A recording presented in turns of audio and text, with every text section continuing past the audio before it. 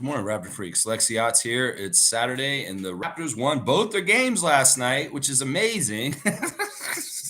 Raptors 905 win in overtime after getting their butt kicked by Santa Cruz Warriors for most of the game. Very, very interesting game. Worth staying up late for, even though it was very maddening and frustrating for sure. But yeah, as many of you probably watched the Atlanta Hawks game last night, great win by the Raptors. A close game. It's too bad that the win margin wasn't over 16, because if that had happened, we would have won the tiebreaker with Atlanta. We're now 2-2 with Atlanta after the game last night. And it's the tiebreaker is whoever scored the most points in the point differential. Well, we needed to beat them by 16 to overcome a 20-point loss to them in November to get the point differential right, unfortunately. So if we are tied with Atlanta at the end of the season, they do get the tiebreaker. So if it's like last year, they beat us again.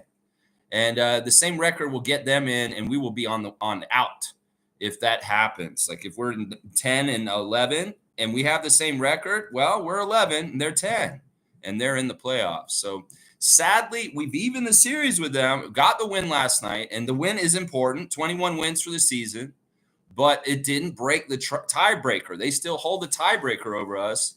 So if we're tied with them at the end of the season, they will get favor because they have a higher point differential. Just wanted to explain that at first. But nonetheless, a fantastic game for the Raptors, an exciting game, a fun game, a weird game, a game where they won most of the game, and then they came close, and we held them off. The Raptors did a good job keeping it together, playing together, and beating the Atlanta Hawks as a team. And I'm really proud of them. So first of all, there is a game tonight at 10 p.m. The Raptors 905 will have the rematch with the Santa Cruz Warriors in California at 10 p.m. Eastern time. So you can watch basketball tonight. And the referees for that game are Tyler Merkovich, number 41, is the crew chief. Catherine Chang, number 30, is the referee. And R.J. Johnson, number 29, is the umpire. So there's your refs for tonight's G League game. 10 p.m. start, once again, just like last night. And because of the way the Raptors 905 won that game at the end, I have a feeling Santa Cruz Warriors are going to be coming out pissed off. Because honestly, they were beating the Raptors 905 by 30 for a lot of the game, and they came back in the fourth, and they won it. They put it in overtime, and they beat the Santa Cruz Warriors in the overtime period by scoring 7 points before them. Javon Freeman-Liberty, a big part of the reason why that happened. But we'll go over the 5 stars of both games from last night. The Atlanta Hawks win for the Raptors, and then also the Raptors 905 beating the Santa Cruz Warriors. All right, let's see who's first in. Chris is first in the chat. I saw most of the game. I have to say, Dick and Abaji won that game. Barnes was pure force, but I am shocked by how well Dick can score from anywhere on the court. 3-level threat. IQ set the tone too.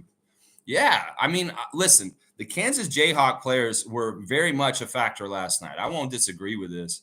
We're finding Grady has an impact, not just with his three-point shooting, but he's a defensive impact at this point because he's so tuned in and so energetic. He's never taken time off, and he seems like a very smart player that knows the next step and where to be in the next place. That has been very, very helpful.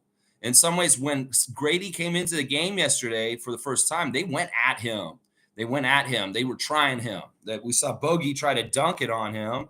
And Trae Young even took it at him at one point. So they were trying to make him the weak link, but he wasn't having it. And at some point it settled down, and he took care of things himself defensively, where he didn't look like he was a problem for the Raptors as a weak link on defense. So, yeah, Grady's been really interesting. Yeah, and you're right, Chris. He has 3 levels of scoring. We've seen him. Of course, he does the threes. The threes are fantastic. In fact, he's shooting 75% from the corner at this point, and that's an incredible, incredible number. And then he's got the stop and pop mid-range that he's kind of been doing more of lately. And he also is very fearless at going to the basket right now. In fact, we're seeing him do transition dunks in traffic. I saw him do, like I told Adriana last night when we were watching the game, he just did a move I would do. That one move where he was gravity challenged, where he didn't leave the ground. He kind of just flipped the shot over the rim near the basket. Yeah, that looked like something old Lex would do on a basketball court. Seriously, Grady. Very unathletic, but effective, and the ball goes in. But yeah, Grady's really, really impressive because if you think about his journey this season, he really wasn't that good at the beginning of the year. He really, really wasn't, and he has progressed and gone so far just since the calendar change of 2024. It's amazing. I love it. His Jayhawk buddy Abaji finally getting my good books last night. You know, I'd really been annoyed with Abaji, but he was really good last night. He did some really good defensive things, energy wise. He has really interesting instincts to deflect. Like there were a lot of times last night where Oshai was like getting a hand in there and just getting deflections.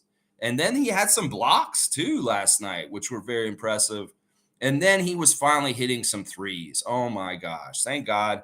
I finally seen this man hit his shots. As he said afterwards in this post-game interview, this is like the first really good game I've had for the Raptors, and I'm happy to have it finally. And I'm like, yeah, me too, man. This is good.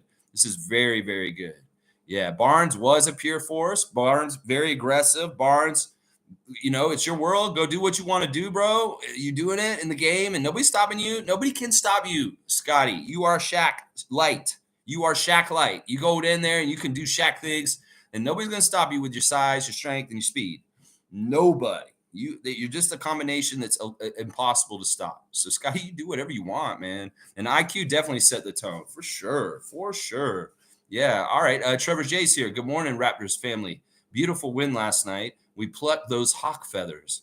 Yeah. Very interesting ejection of Quinn Snyder last night. He was... He went off like crazy. All right, I want to read something for y'all because, first of all, I listened to what Quinn Snyder said about why he got ejected and why he was so mad, and it was stupid. It's stupid. And I saw you, Nameless, in the chat there. Nameless going in there and fighting with Hawks fans on their post-game conference about Quinn Snyder's opinions about what happened with Jakob Poeltl and Trae Young. Listen, I'm going to say this right now. Trae Young was doing flopping all game long. Trae Young was doing little flops on people like Grady Dick to try and get them in foul trouble. He did it to Osh. Osh would be guarding him, and he'd be like, fall over like a wet noodle. And, you know, they bought it a couple times, and they called the offensive fouls on Osh, and he had to come out of the game because Trae Young was acting, flopping around like a fish. Yeah. Well, we seen you doing this the whole game, Trae. Come on, man. We know that you're this kind of dude. In some ways, the refs are onto you, and they don't give you respect for that, and they will ignore your flopping mannerisms. Well, this was an interesting one. Quinn Snyder got really mad because he felt like what Jakob did was so dirty that he stuck his leg a little bit out and tripped him. But that's not what happened. Listen, he barely bumped him. And the thing is, Trae hurts himself.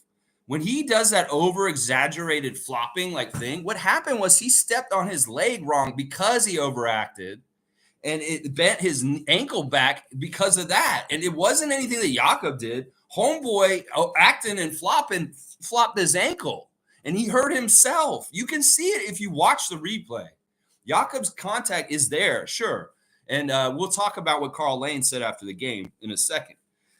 But listen, when Trae came off of him, his impetus or his desire to flop around and do all that stuff is what hurt him. It's not the contact from Jakob. It's the extracurricular acting. And then he bent his ankle by accident while he was overacting. And then he overacted, like rolling around on the floor, sliding around. So bad. And that made Quinn Snyder mad. Well, that's understandable because that man's season's already a disaster.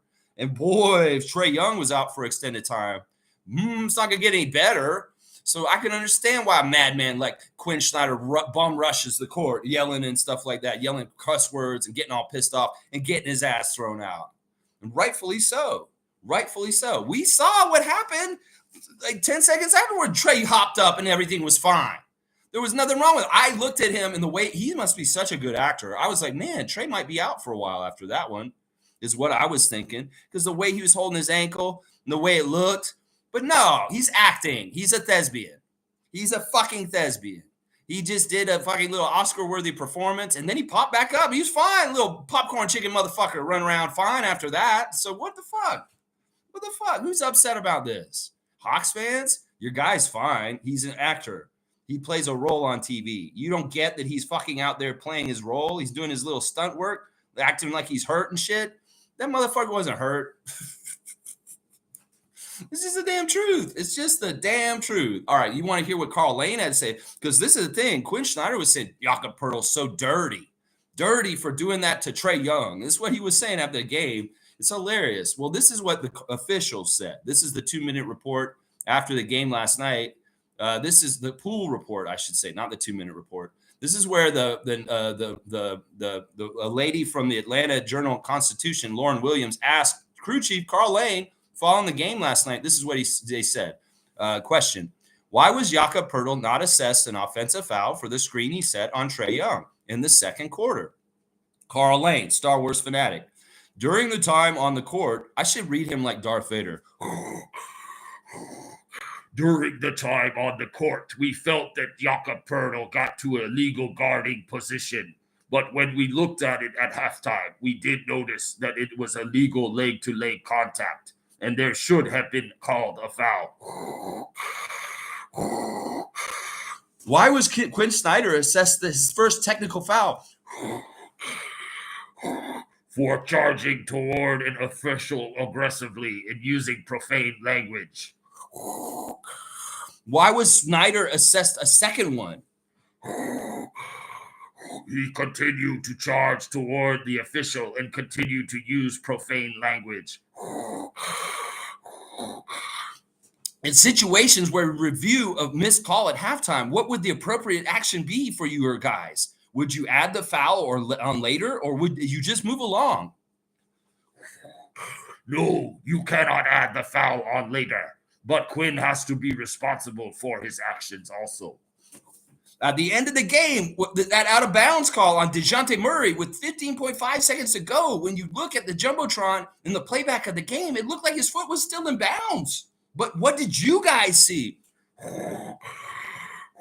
The official on the court, he saw that his left foot actually stepped out of bounds. In the postgame, we reviewed it, and we saw that it was correct. His left foot was out of bounds. It touched the line. What is the time limit in which the Hawks would have needed to indicate they wanted to challenge the out-of-bounds play? During that instance, he had until I gave the ball to the thrower in, and then he would have lost the window. Oh. I don't know if that works. Carl Lane is Darth Vader doing the pool report. Yeah, so the refs missed the Jakob nudge, and I can see why they missed it. It was very subtle. You could see it in the camera angle we saw, but you couldn't really see it maybe from their positions or where they were standing. They're human. And in some ways, Quinn, you're causing problems. They gave you a tech, and you continue to yell at them, infuriated and cussing. And, yeah, you get thrown out. It's just how it is. Some of the Raptor Freaks in the Raptor Freak chat were saying, well, he's going to fire up his team. And in some ways, that did happen. But coach gets thrown out. Sometimes the Hawks played a better level after that. But, yeah, it is what it is. The reporters for Atlanta were so stupid. They come into the press conference with Quinn and said, what did you think of the defense in the second half? And oh wait, you weren't there. You didn't see it, is what the reporter said. He's like, and Quinn Snyder's like, what do you mean? I watched it in the back. Man, it's good to know that reporters are stupid in all cities. It's not just Toronto reporters that suck. Atlanta reporters are dumb too. Asking a question like that. What did you think of the? Oh wait, you weren't in that game. You were ejected. What do you think he did? He went in the back and watched the game. You dumbasses. Oh, so stupid. All right, let's keep going. Let's see. Trevor J saying that Miami and the Pelicans last night, a big fight broke out, leading up to 4 players getting ejected. I have not seen the footage of this. I think you said that Jimmy Butler was involved in this last night. I haven't seen the highlight of this or anything, so I can't really opinionate on this, Trevor. I am a Raptors fan. I'm not totally a total NBA fan, so I'm not watching everybody's game or their highlights. But if there's more news about this to come out, and I do see the highlights, I'll give you my opinion on it. But I have not seen what happened in that game, so I can't really tell you what I think. Fiercey saying, good morning, fam, and happy Saturday. Guys are getting dinner with Darko next game. Let's go. All right, so they got the weekend off. They got today and tomorrow off, but they're on the road. They're not going to come back to Toronto, are they? Maybe. Did they get on a plane and fly right back to Toronto, and they're going to spend 2 days here, and then they're going to fly to Indiana from here? Maybe. Maybe they just hang out in the States the whole time. Maybe they go to Indiana early and hang out there. Maybe they go and have fun with Pascal in Indiana before the game on Monday. I don't know. I don't know exactly. Maybe we'll find out from their Instagrams. Maybe we'll find out just in general and say, oh, there's where they are right now. They are kind of in limbo for the 2 days off this weekend. I'm sure that they could do a couple different things today and then just have to report and be back with them tomorrow. I don't know. It's going to be interesting. But Siakam, the Pacers on Monday, yeah, that's a tough test for the third win and a victory and get a Darko dinner. But yeah, they have the opportunity once again to get that Darko dinner on Monday if they get their third win in a row, finally, by beating the Pacers. Yeah, we're on tap for that. So we need to take this seriously, Raptors. Y'all are new edition post-All-Star Game Raptors. It's time for y'all to win again. And that's what I'm saying right now. Now, I think it's a little fishy that we've got both Saturday and Sunday off this weekend. We had a lot of these weekends off last fall. In the beginning of the schedule, I never liked these 2 days off on the weekend. In some ways, it's like I don't want them getting Loverboy working for the weekend status. They're working for the weekend, so they get the time off. In some ways, we don't want them get into a 9 to 5, 5 days a week headspace like the average worker in Toronto or somewhere. I just want them to, because what happens is they come back to work on Monday lackadaisical, like the everyday worker does. You know how it is Monday mornings back at work. You're kind of like, oh, the weekend was great. And now, oh, man, I'm back to work. I don't like that kind of aspect. I feel like it's had a negative effect for the Raptors when the NBA schedule makers give us Saturday and Sunday off in a row. So hopefully there's none of this, and we do get the third win against the Pacers on Monday. So, yeah, it's interesting schedule making. In some ways, that Atlanta game should be tonight and not last night. In some ways, it backfired on those motherfuckers. They tried to make a trap game for the Raptors, a back-to-back with Atlanta rested for 9 days and the Raptors playing against Brooklyn and Toronto the night before, and then go to Atlanta right away, and they get in at 3 a.m. in Atlanta the night before. Yeah, a trap game. Well, we didn't let that trap go off. We were like that mouse who ate the cheese out of the trap, and the trap didn't go off. No, it didn't. We got that cheese, and we won. And it's funny they backfired on them, you turkeys. That's part of, that's part of the problem. You're going to do this, your energy may not be right. We got it all warmed up, beating Dennis and the Nets the night before, and y'all were flat as hell at the beginning of the game because you hadn't come back from All-Star weekend yet.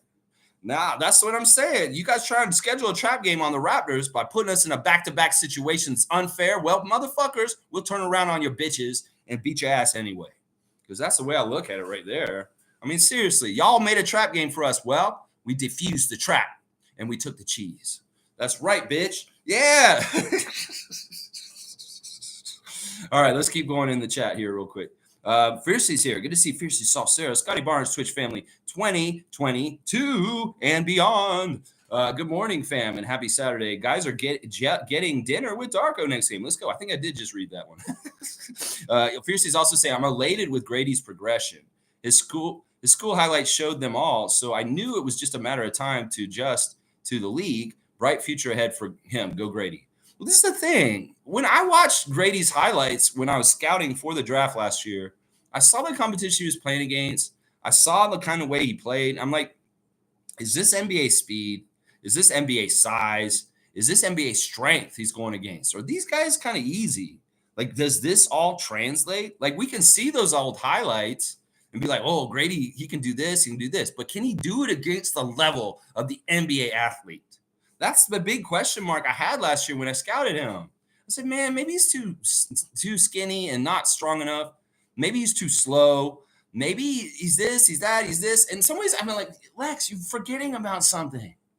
You're forgetting about something. It doesn't even matter about how fast you are sometimes in the NBA. There's guys in this league that do it at their own speed. They don't give a shit how fast you got to go. Look at SGA. You know what? And remember the lessons of Bird. That man was so unathletic. That man didn't look like he could do nothing, but man, did he cook everyone in this league. That's what I'm saying. In some ways, I got to remember smarts and intelligence and ideas of how to be where on the court at any given time. It can trump athleticism, even if you're not the fastest or the strongest or the biggest. This is the lesson with Grady. He's a cerebral player, and he's always in tune with the game and staying on top of it and knowing where he needs to be at any other time. And that's a big part of why he's being successful right now. In some ways, I scout somebody for the draft ahead of it. I can't factor that in because it's such a special talent that you don't know it until you see it against the level of the NBA talent. That you can't just say, oh, he's going to have that on the NBA level because he had it in college, he had it in high school, he had it in this, because it may not translate. But it is translating, which is amazing. And I love this. In some ways, the fact that Masai and Bobby were smart enough to see it and say, this will work up here. Yeah, it really makes me more impressed with our front office than ever. I trust Bobby and Masai because they trusted Grady. And now we're seeing it pay off. And when I didn't trust Grady last year, well, I was wrong. And these guys were right. And we're getting it proven to us more and more every time. So, yeah, God forbid I don't read into it that he's a special cerebral player that really knows where to be, Johnny on the spot. And I didn't think that his anything would translate to the NBA because I thought, well, look at who he's playing in high school. Look at who he's playing in Kansas. This isn't NBA-sized men that are like muscle-bound like Scottie Barnes. No. In some ways, it's like, how does that translate against that? Will he be able to take the hard knocks of going to the basket and trying to finish a layup with a big old person like Clint Capella under the basket? Yeah. Those were my questions. And, well, he's answering them. And I love the answer. It's great. It is great. Yeah. Let's see. Fiercely saying, my goodness, Quickly is extremely quick. Love his energy, fast-paced, intensity, and great at breaking down the defense. Quickly was in full effect last night. It's almost like he's listening to his coach, and he loves it. I think any player would love to hear from your coach and your teammates, shoot it more. Be more aggressive. You do it. You go ahead and take that crazy half-court pull-up shot in transition. Yeah, do it because you can make it, and we trust you, and we want you to. That, like, having a complete liberation and freedom and green light to do whatever the fuck you want on a court for Emmanuel Quickly is liberating. Let's just put it that way. I'm sure he's just reveling in it. He loves it, and it seems like it because he's smiling. He's hitting shots. And boy, oh boy, if Emmanuel keeps going on this path, yikes, there may be Maxey too. We're not even going to be comparing him to Maxey anymore. He's going to be Quickly. He's going to be his own person. And he'll be outside the shadow of being maybe possibly another version of Maxey or something. No, he's going to make his own name. And I want to see that. I really do. My 5 stars of the game last night are as follows. First star of the game, I'm giving it to Scottie. I feel like I've overlooked Scottie in some ways in the last couple weeks for favor for other people, but I want to give this one to Scottie tonight because honestly, on the down low, Scottie was the thing that keeps it all together. This time, he got the double-double in assists and not rebounds. So in some ways, he was being more the facilitator once again. We saw an ill-advised no-look pass and transition that would have been an easy basket if he had just thrown the ball the correct way instead of trying to be fancy and throwing it right to the defender who he didn't see because he no-looked it. That may be the one thing that really pissed me off that Scottie did last night was the unnecessary no-look pass and transition that robbed us of a point on that possession because they got the ball, turned it, and went back the other way and scored on us. But, yeah, Scott was great. 8 of 13 from the field. A lot of that's inside, almost all of it. And it's bullying, second chance. It's all kinds of stuff. He's just going in there. In fact, we saw a beautiful fadeaway jumper at the top of the key by Scottie that looked like it belonged in the 1990s NBA. Like, I had not seen an old school shot like that where you fall to the floor after the shot that you're fading away so much. Like, you saw the shot I'm talking about. Like, he was at the top of the key and he shot it over the defender. It was like Sadiq Bey or somebody. And he fell on his butt and he made it. It looked so awesome. It was like an old school throwback to me. Like, I haven't seen that kind of move on an NBA court in so long. The fadeaway shot at the top of the key where you fell on your butt. It was cool. It was very cool. Scottie perfect at the free throw line, 4 of 4, 5 rebounds, 10 assists, 1 steal, 1 block. The 3 turnovers, including that no look, plus 6 with 20 points in 37 minutes. Scottie, you're just a badass, man. Seriously, you are the most powerful player on your team and in most of the games you play. And you need to carry that weight and throw that weight around because that is you, bro. My second star of the game is Emmanuel Quickly, Mr. IQ we're talking about right now. 9 of 20 from the field, which is great. Honestly, I don't mind the below 500 because he took a lot of volume. And listen to this, 3 of 11 at three-point line. That's over 50% from the 3. He was dialed in. In fact, he was looking to take his shots and get to the spots and they were looking for him too. And the confidence that Emmanuel's having in his shot is beautiful. We haven't had a confident shooters like we have right now in the last few years. It's a breath of fresh air for Raptors fans to see guys going out there. And like, in some ways, I love you, Gary. But listen, the confidence we're seeing from Grady and IQ right now is what you should have also. And to a degree, you do have it. You have been hitting your open shots for a good part, but still, in the same tokens, man, there's too much misses. And these shots should be going down like these guys are shooting it, is what I'm saying. 6 of 11 from 3, Gary. You kept pace with them the night before. Well, last night you kind of got left behind. 7 rebounds for Emmanuel, 5 assists, 3 turnovers, a -1 with 24 points in 37 minutes. Yeah, Emmanuel was great. Another day with over 24 points. And that's fantastic. 24 points. He's got him 24 hours in a row twice. And that's awesome. Good job, Emmanuel. My third star of the game for the Raptors was Grady Dick. Grady Dick was 8 of 13 from the field, the same shooting percentage as Scottie Barnes. Both these guys are shooting 8 of 13, but Grady's taking 5 of his shots from 3. And Scottie is 8 of 13 from inside in the paint. So fantastic stuff, Grady. You're really shooting really, really well. We see him, as Chris said it, 3 levels of scoring at the basket, mid-range, and threes. 2 rebounds, 1 assist, a -7 with 18 points in 22 minutes. Grady got the after-game interview, which is fantastic. And, man, I'm telling you, Grady, you're growing some stubble there.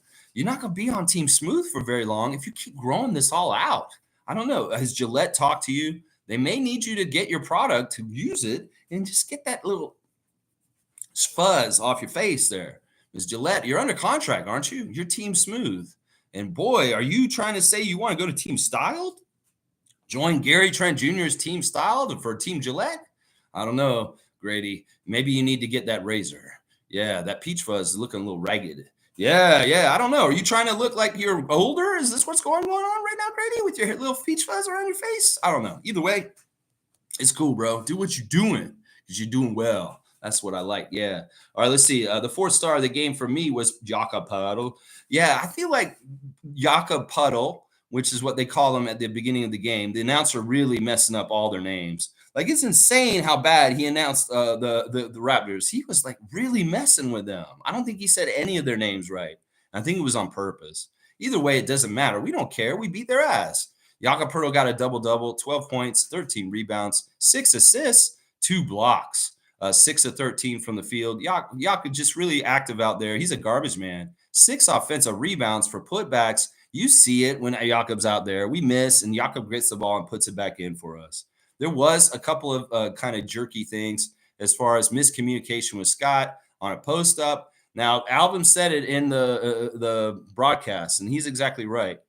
Jakob did the right thing. Now, Scotty's seeming like he's very bossy about with his teammates, and I understand. He has a standard of excellence. He wants things to be a certain way, but he needs to give allowances for them. In some ways, what Jakob had to do is worry about the 3-second lane violation that could have happened, and he had to move and get out of there. So in some ways also, there may have been miscommunication that he thought you were trying to get him, waving him out so that you could go and clear space to attack the rim. Either way, it worked out fine, but don't get frustrated with him. If he doesn't exactly understand what y'all are doing, just communicate with him and get it right for next time. In some ways, also, as Alvin said, Jakob is a vet, and he understands he's got to get the fuck out of there before he gets a 3-second call. So he had to move anyway, or the refs are going to call that. And he has that in his nature to understand when the 3-second might come. So either way, that little bit of miscommunication between Jakob and Scottie, you may have saw in the game last night. Well, that's kind of breaking it down for you right there. Either way, it all worked out. It was fine. And these guys had really good plays and stuff later. But Scottie, don't look like you're so mad at your guys if they're not doing exactly what you want on the court. I know you want to direct and tell people to do. If they don't listen to you, sometimes it's like, well, talk to them and get on the same page and time out. But yeah, hopefully they will just do what you're hoping they'll do. That's what I'm thinking. But yeah, I thought Pirtle was awesome. He had a fire in him last night in the second half. There was a part of the game where Jakob was all over the place, and he was running around like he was a foot shorter and like 100 pounds lighter. And I couldn't believe it. Like he was literally doing two things at both ends of the court. He would block a shot, and then he would run down, and he would make the shot like down the other end. He was just all over the place, and he was busting his ass. There's one thing we cannot say about Jakob Pirtle, that he's lazy. That dude busts his ass. In fact, for a guy his size and being so clumsy and lumbersome, he works so hard. If LeBron James worked just half as hard as Jakob Poeltl is working right now, oh my gosh, LeBron James would be amazing. I'm just saying, Poeltl, you're busting your ass, and I'm giving you credit for it. That's what I'm saying right now. My last star of the game is Agbaji. That's right. I put Agbaji on the 5 stars of the game to say, yes, thank you. This is what we want to see. 5 of 6 from the field overall, 4 of 5 from 3. Those 4 threes were okay. Now I see what's going on. And when he hit a couple of those threes, the setups were just perfect, and I knew he was going to make them. I was turning to Adrian saying he's going to make the shot. And the reason why I knew is because of the rhythm of the passing and the way that it got to him and the way he set his foot and the way he went up square and he shot it perfectly. I was like, he's going to make the shot. And he looked really good with the threes last night. If you can get like this normally, Agbaji, okay, I'll sign off on you being around with us next year. But you do need to be consistent. And one good game is great start. We'll start with this, a plus 13, 14 points in 17 minutes. So we filled it up with points per minute, 4 rebounds, 1 steal, and 1 block. In fact, the defense by Agbaji, as much as I really like the threes and the good offensive output by him, the defense was just as impressive too. There was a couple of things he was doing out there that were really, really helpful. And honestly, the Raptors defense is underrated right now. They're really working hard. They're working well together, and they're hard to score on. We had that period of time in the first quarter where Atlanta couldn't do jack shit for 5 minutes. They were stuck on like 2 or 3 points for like a long time in the first quarter, and that was awesome. We jumped out on top of them and got a good lead right away. It was like 19-4, and that was awesome. That's a fantastic way to start the game. And, well, they hadn't come back from All-Star break yet, and that was part of it right there. But Agbaji and the other guys are connected, and they're doing a really good switching defense. That was a big part of how we won last night, a big, big part of it. But, yeah, credit to the Kansas guys, like Chris said. The Jayhawks were really good for us last night, both Grady and Oshai. Very, very good. Very, very good. I was proud of those guys. And in some ways, I was really rooting for Agbaji to do something to prove me wrong in some ways and get better. Looking at other guys, Olynyk and Brown were fine. They both shot 5 for 9, 10 and 12 points each for them. Olynyk was real scrappy. We saw Olynyk do a really cool inbounds play with Emmanuel Quickly where he went sprinting to the basket and made a dunk because of the misdirection. You see the smarts of Kelly Olynyk, and they're awesome. They are just awesome. In some ways, it's cool to have Kelly at that position of the size because the point guards can do whatever. It doesn't have to. I'll explain it better tomorrow in some ways. But yeah, good stuff from Kelly and Bruce also. Honorable mention for them. Gary had a little bit of a tough shooting night, but he had his moments here and there where he did participate and do good stuff for us. 4 of 14, 2 of 9 from 3, 13 points. And then Wara, he didn't score. He came out and started. He was scrappy. He had good energy. He was rebounding. But he really didn't make any shots, and it was what it was. But all the other Raptors who played, the other 8, all got double digits. And it's nice to see the Raptors get 8 guys in double digits. That's a really good balance of scoring. So there's your 5 stars of the game for me. Yeah, Scottie, Emmanuel, Jakob, Grady, and Agbaji. Yeah, those are my 5 stars. There you go. There you go. There you go. Let's see. Trevor's saying Golden State Warriors extend Steve Kerr for a 2-year extension deal worth $35 million. Yeah, that could have been you, Nick Nurse, you motherfucker. Yeah, that could have been you, Nick. Tom Dukes got the feathers out. All right, I like to see it, Tommy. Look at all those Atlanta Hawks feathers spilled on the floor. Oh, boo-hoo-hoo, Quinn Snyder. Boo-hoo-hoo-hoo. Yeah, it's funny. All the Hawks fans in that clip of Quinn Snyder crying and whining about Jakob Poeltl's screen are all saying, Jakob's dirty. The Raptors are so horrible. Just saying all this crazy shit.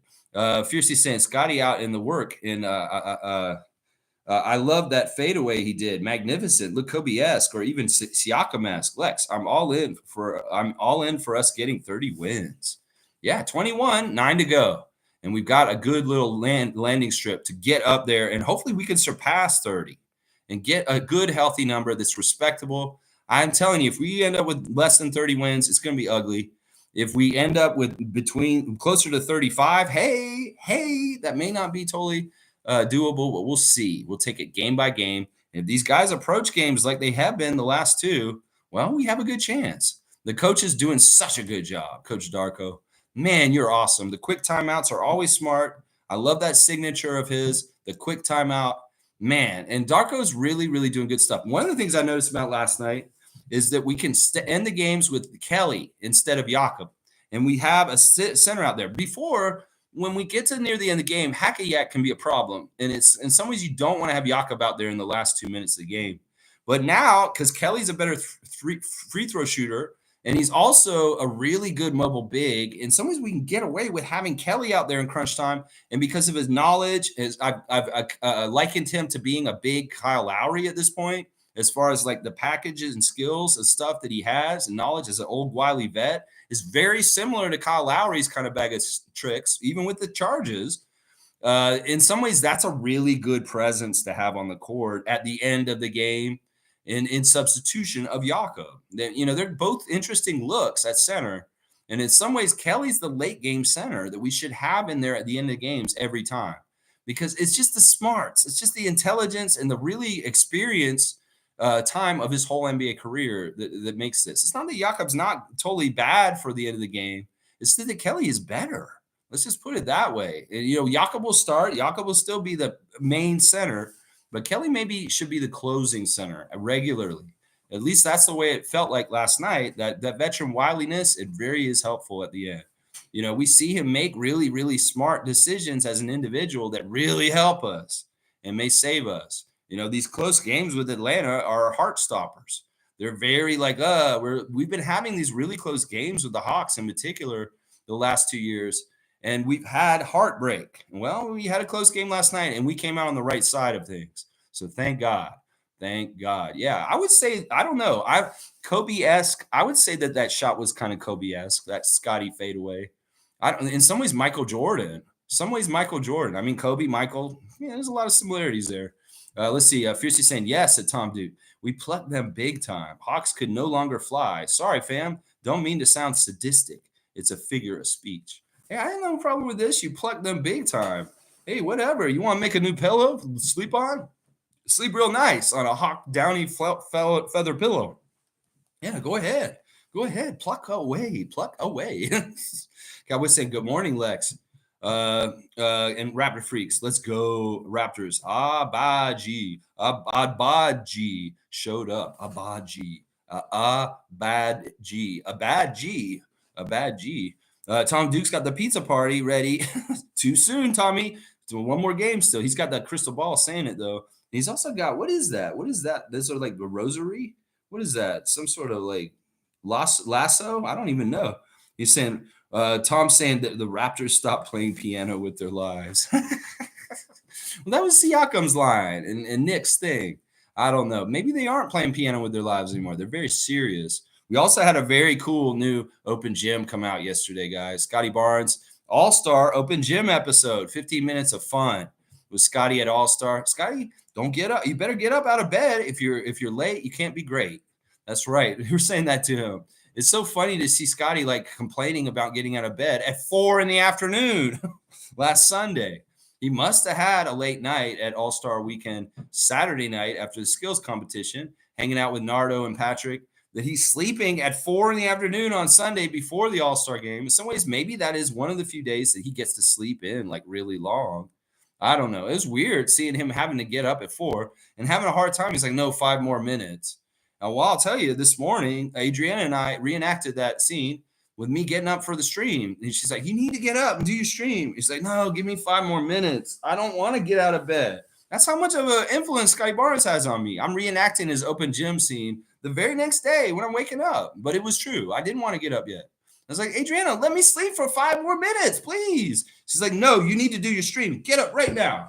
That's what you said, didn't you? Yes, that is. She did. I don't even think you saw that open gym episode. We just enacted it just naturally. So yeah, watch the new open gym with Scottie Barnes at All-Star. It's fantastic.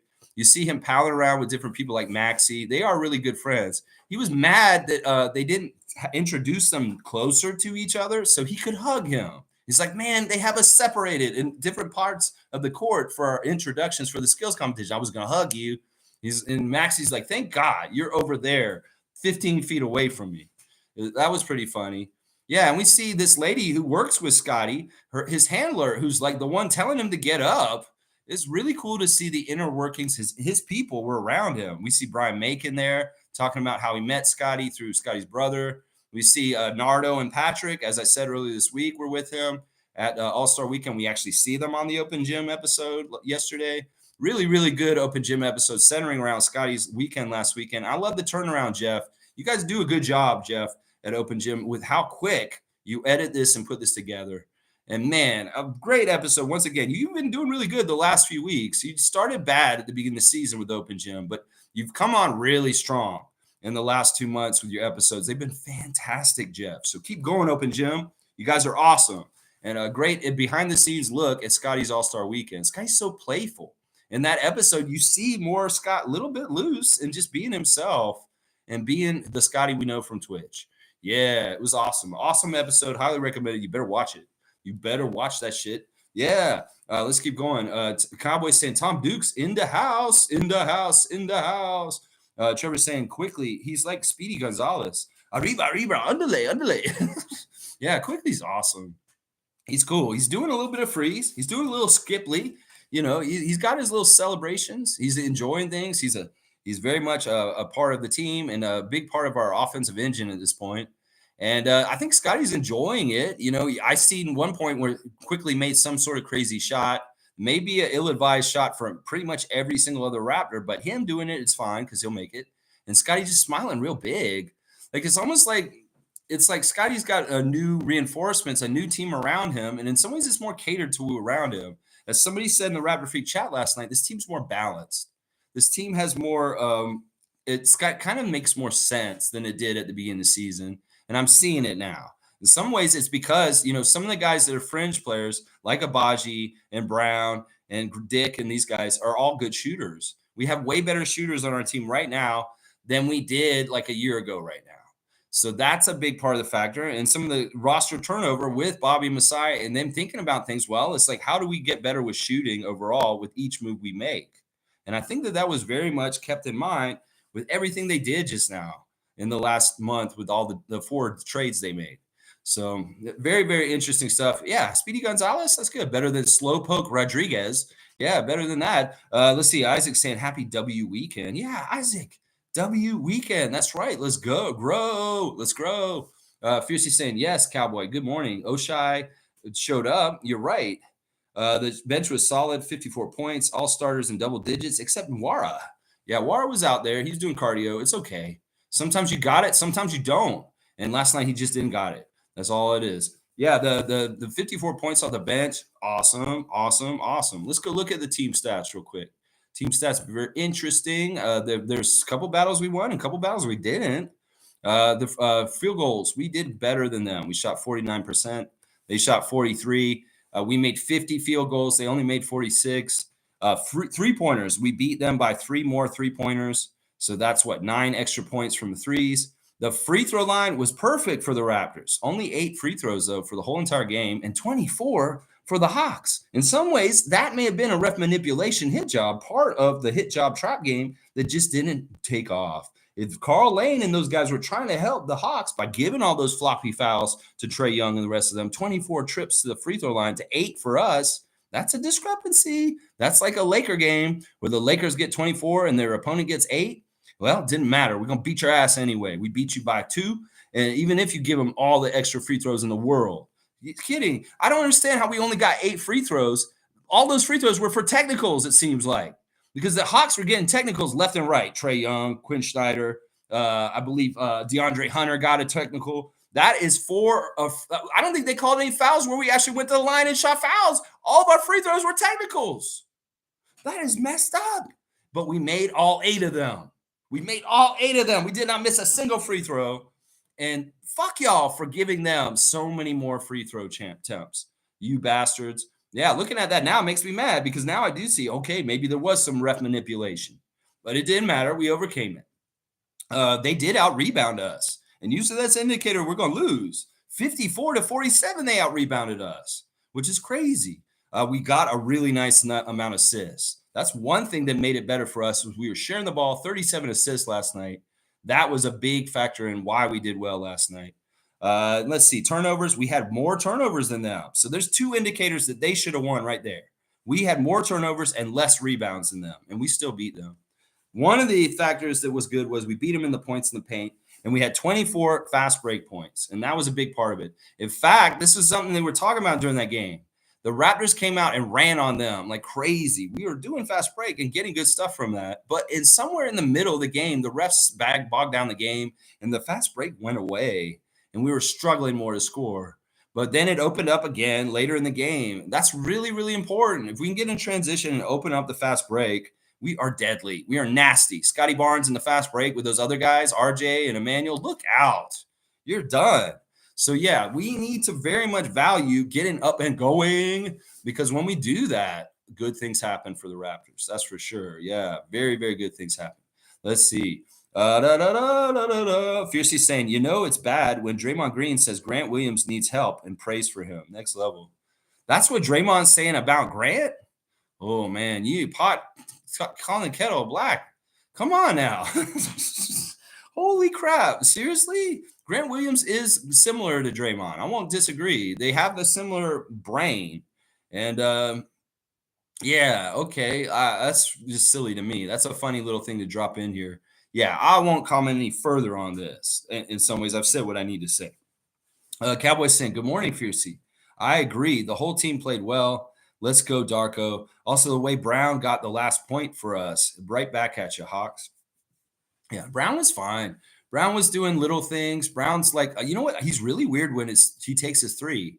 He has a delay on his shot. It's almost like he's thinking about taking, or he's really getting his foot set, or he's doing something. It's like he waits too long. We're like, what? I see an instant where he's like, are you thinking about whether you should shoot or not? Just fucking shoot it.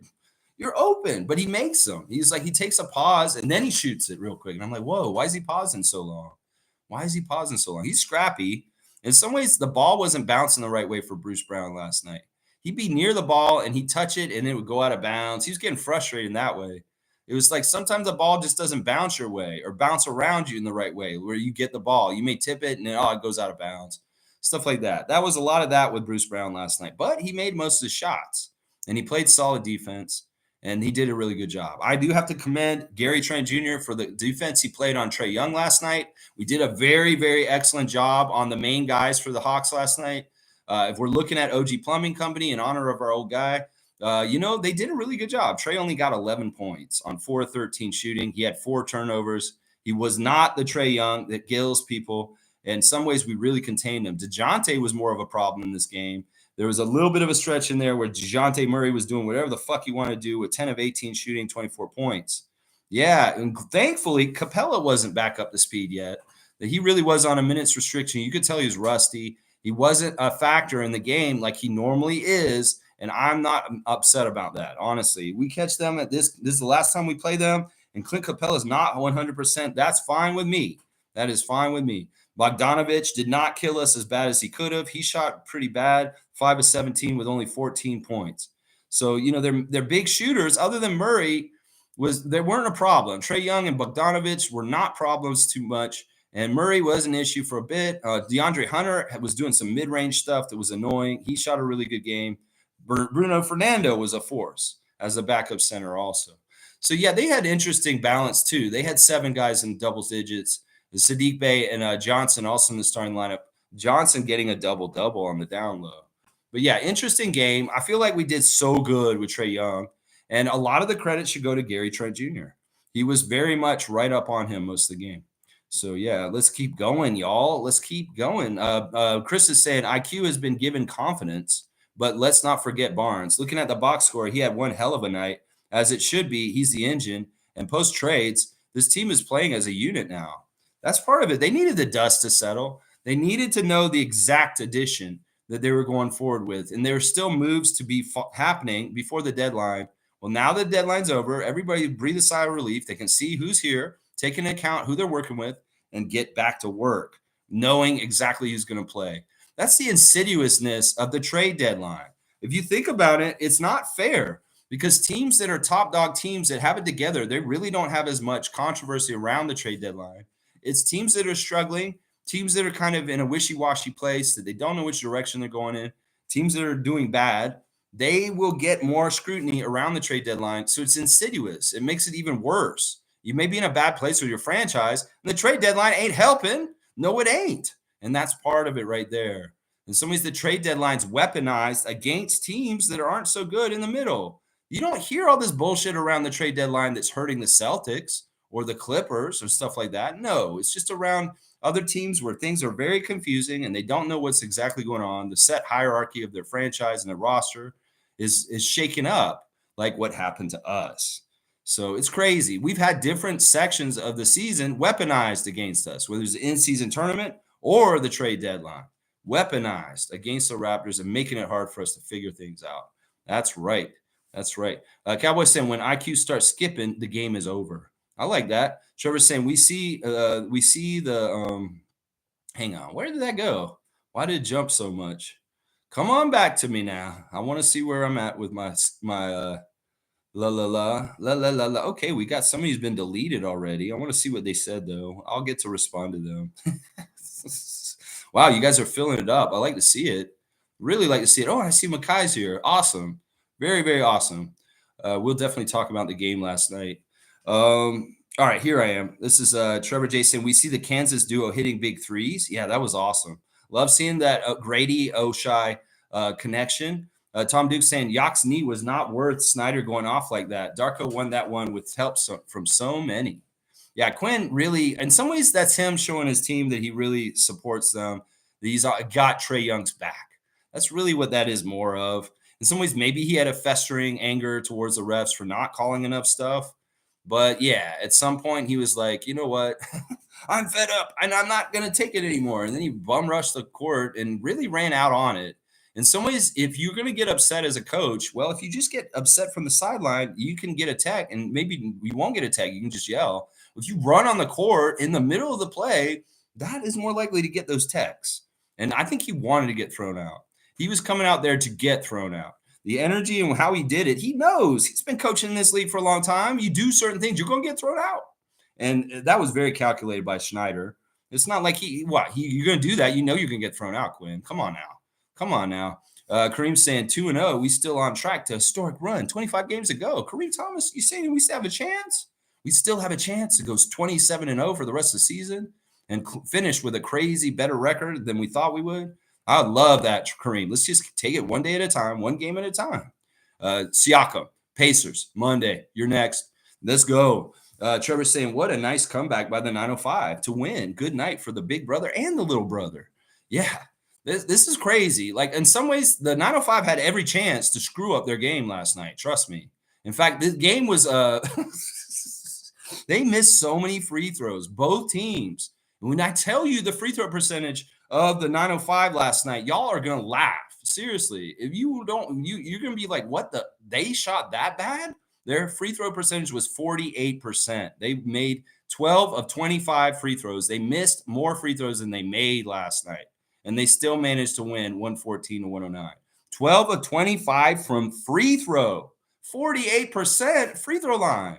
And this is the crazy thing. A lot of those free throws that were missed are worth extra points because they're worth for 2 points or 3 points even because of the G League rules with how you take free throws. One free throw can be worth 3 points. So it's like those 13 shots that they missed at the free throw line, they're not just worth 13 points.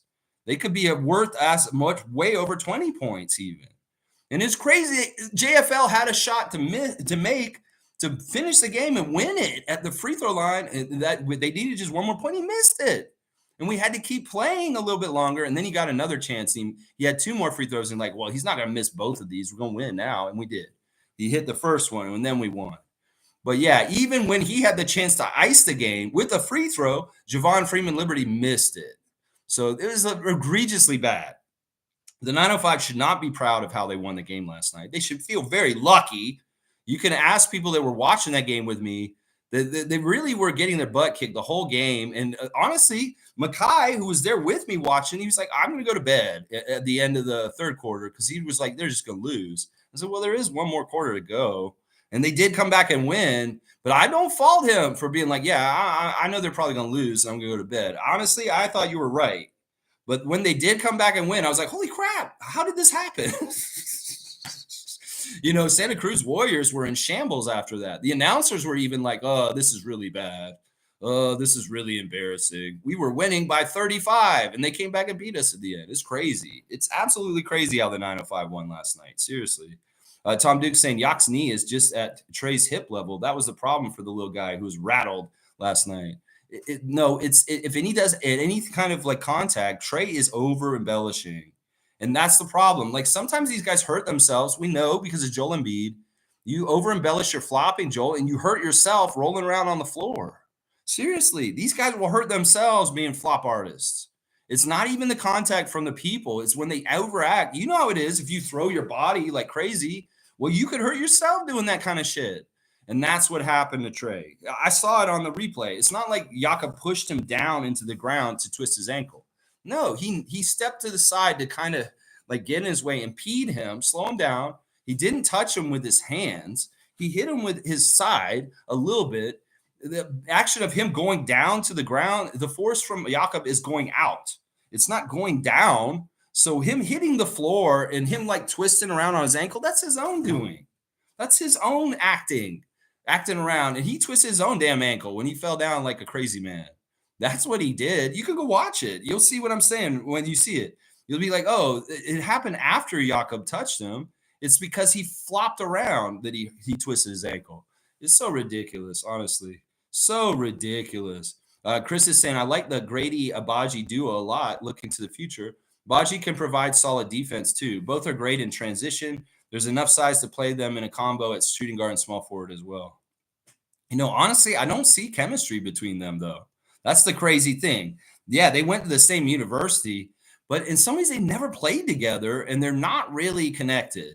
Because honestly, they were at Kansas passing ships in the night. It's like Abaji was there the year before and Dick came after him. And I want them to gain a natural, like, chemistry for sure. And I know they will, but in some ways, the natural chemistry between them it's not there yet. It's not. It's just like any other players on the team. In some ways, he may have wrote that letter to Grady, but I don't know how close they are. In some ways, it may be a little weird. It's like, dude, I wrote you that letter, and everybody just expects us to be friends because we're from Kansas, but maybe we're not totally. I don't know. I don't totally get the vibes that they're exactly like this.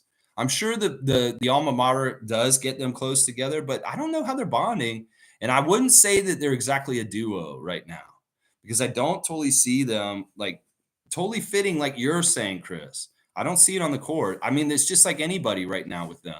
You know, that Grady's bonding with Bruce Brown just the same as he is with Oshai. So Kareem's saying, Lex, give Tom Duke a dunk for me. I gave him an alley-oop on the Raptors Tonight stream, so it didn't officially count. Okay, we can do that for sure. Sure, I will do that. Tommy, you're getting a dunk from Kareem for something you said on Raptors Tonight last night. So we're going to do that right now. Where's Tom Duke? He's near the bottom because it's alphabetical. There we go. 11 dunks for Tommy this year so far. Good stuff. Good stuff. I want to know what he said. Tom's saying that was good stuff. Raptor Freak family in the house. Yeah, maybe I'll go watch the Raptors Tonight from last night and see what you guys said in there and see you guys representing. Yeah, I think they should give 2 prizes off the wheel to the person who takes the shot now. They did that the game before, but they didn't have anybody on because they're on the road, so they didn't do the fan of the night. Isaac's got me on blast. Look at that. Yeah, Isaac, you didn't see that Alexei Poku got waived? We talked about it on the stream yesterday, my man. We were talking about whether he could be good on the Raptors near the end of the stream yesterday. So, yeah, Poku was investigated as a possibility for Raptors. Maybe he's Serbian, Darko Serbian. Maybe he likes him. I don't know. We'll have to see what happens. Chris is saying also, RJ, does anyone know if the knee issue is serious or what is about? Seems concerning. He's only 24. All right, I'm going to tell you exactly about this, Chris. I got your answer right here because Darko said it before the game. He talked about it in the pregame press conference. Why RJ's sitting for this game last night? He's not heard it further. This is basically management. It's smart precaution. And he said yesterday, expect for RJ to not play in 2 games in a row on back-to-backs. That he's either going to play one or the 2 nights. He will be sitting every back-to-back, at least for the next month or so. So, and don't read this as something really bad. It's them managing it so he can stay healthy. It's just that it is a nagging injury during the season, and in some ways he needs the rest day after a day of playing. So they chose to play him against Brooklyn in Toronto the night before, and he was not going to be available for Hawks. So this is going to be something we're just going to have to get used to. When there's back-to-backs for the rest of the season, it's very likely that RJ is going to be sitting one of those games, and it really is just management for the knee to give him a rest day, so he's not ever playing 2 days in a row. And it's not that the knee got hurt in the Brooklyn game. It's just that they're doing smart management with it to make sure he stays healthy for the rest of the year. And I can't disagree with it. In some ways, sure, it would have been nice to have RJ last night, but don't worry about it, Chris. This is smart. This is probably something we should have done with Fred 2 years ago when we were going into this series with Philly and his knee was all messed up. Well, we overplayed Fred in some ways. And this is the way we're avoiding overplaying RJ like we overplayed Fred 2 years ago. And it was a big issue when we got the playoffs, if you remember correctly. So, yeah, that's what it is right there. He's not that hurt. He probably could have played last night, but they're being precautious. Precaution. And this, you should expect this going forward for the weeks to come. RJ's going to sit one of the games on back-to-backs. It's just something that Darko made known yesterday. Let's see. Tom Duke is saying, give Kareem a dunk for giving me a dunk on a different channel. Wow, this is getting all meta and stuff. All right, I'll give Kareem a dunk. You guys can tell me whatever to do, honestly. If you told me to quack like a duck, I would do it because I do impressions. If you told me to sing your favorite song, I would do it because you told me to do it. If you want me to give a dunk to Kareem Thomas, the all-time dunk leader with 155 dunks combined from last year and this year, I will do it. I will do it. Yes, I will. There you go. Let's see. Tommy's got me on blast. Nako saying, Grady Oshai. Kelly, the bench looks pretty nice. I'm impressed with Oshai's defense. We'll blow them out. We would have blown them out if RJ had played. Maybe. I mean, we can woulda, coulda, shoulda. But, I would like to say this. Our bench does look way better right now. I think Kelly's a big factor in that. I think that as much as Dennis was keeping our backup unit solid, Kelly's doing it now. And it's kind of interesting that it's from the center position.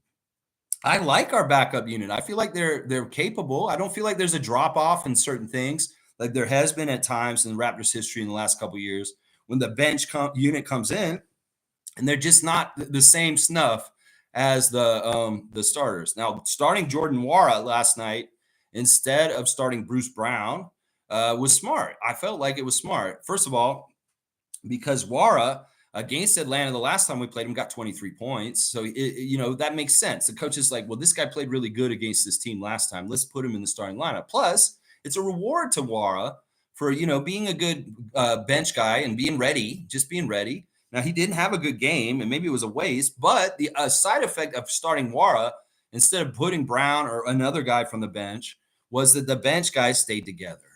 And honestly, that unit, Kelly really keeps them organized and smart. And in some ways, we see the Scottie with the bench lineup again last night, but Kelly's part of the bench. And that keeps it much more capable. And also because Kelly is not Dennis, who's going to be the point guard and handle the ball. Scottie can be the point guard with the backup unit more naturally and still have that veteran safety net in Kelly instead of Dennis. So that's a big factor in there. And then also in some ways, Ochai is more experienced than some of the other guys we had too.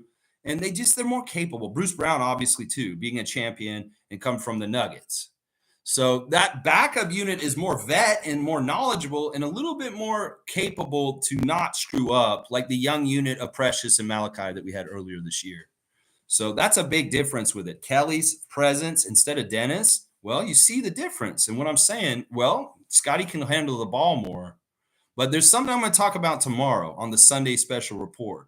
This is going to be very interesting. I have a very interesting Sunday special report. So please tune in tomorrow, 9:30 a.m. I'll have a very interesting thing. You'll see it later when I put it up for the preview, and you'll see the subject. I don't want to go into it too much because it's going to be very interesting tomorrow. Let's see what else you guys are saying in the chat. I love seeing so many names and so many faces. People have opinions on the Raptors wins last night. I love it.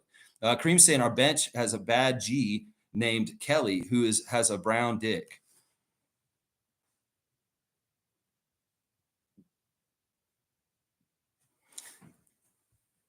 Phrasing. All right, I'll give you a dunk reluctantly. All right, reluctantly, you're getting a dunk. That is just bad. I know you're a dad, so you have a license to make dad jokes.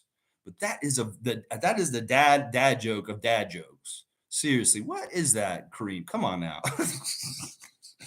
Dana's saying, good morning, everyone. What a game last night. Yeah, Dana, how's your finger? It was fun. Both games were fun. If you stayed up late with me and watched the whole Santa Cruz game, also, holy crap, that was weird. In some ways, it was like, why am I watching this at almost 1 in the morning? Why am I watching this crazy, weird overtime game where both teams are playing so bad? This is what I was telling myself last night. Nako saying I probably wouldn't start Nwara again. He didn't have bad production, but he didn't have bad production. He just didn't score. I thought it was fine. He was very aggressive on defense. He was out there being active. He just didn't make any shots, but he was contributing, even if he got a goose egg. It is a situational thing. Sometimes Darko's going to start guys just for reward, just for certain things. So it's not a big deal. It's not a big deal. He may start again by the end of the season. Maybe he doesn't. I don't know. Either way, it's not a big deal. Chris is saying not said yet, but hats off to the front office. These trades and this quick transition into a new team, massive changes are looking like genius work. All the Messiah haters were so wrong. It's unreal. Yeah, I'm not going to disagree with Chris on any of this. In fact, I'm going to give him a dunk for saying something like this because honestly, more people need to get this out here and say stuff like this. That we need to really be grateful for our front office and how astute they are, how really on the ball they are, and how they do so good. What they did this season is amazing. If anything, like some seasons is about the team and them kicking ass and getting a championship in 2019. Some seasons is about a rebuild. And well, if the rebuild's pulled off really well and doing awesome, that's the front office kicking ass. And oh man, I agree with this so much, Chris. I feel like all 4 of the trades we made were different and they all had very good benefits in different ways. And we're going to see them more and more going into the future. And man, I can't wait to find out what these draft picks are. I can't wait to see exactly the haul for trading Siakam, Anunoby, and all those guys, because there's going to be stuff coming down the road that's going to balance it out, like that'll make us be like, yeah, we won this trade when they did this trade earlier this year.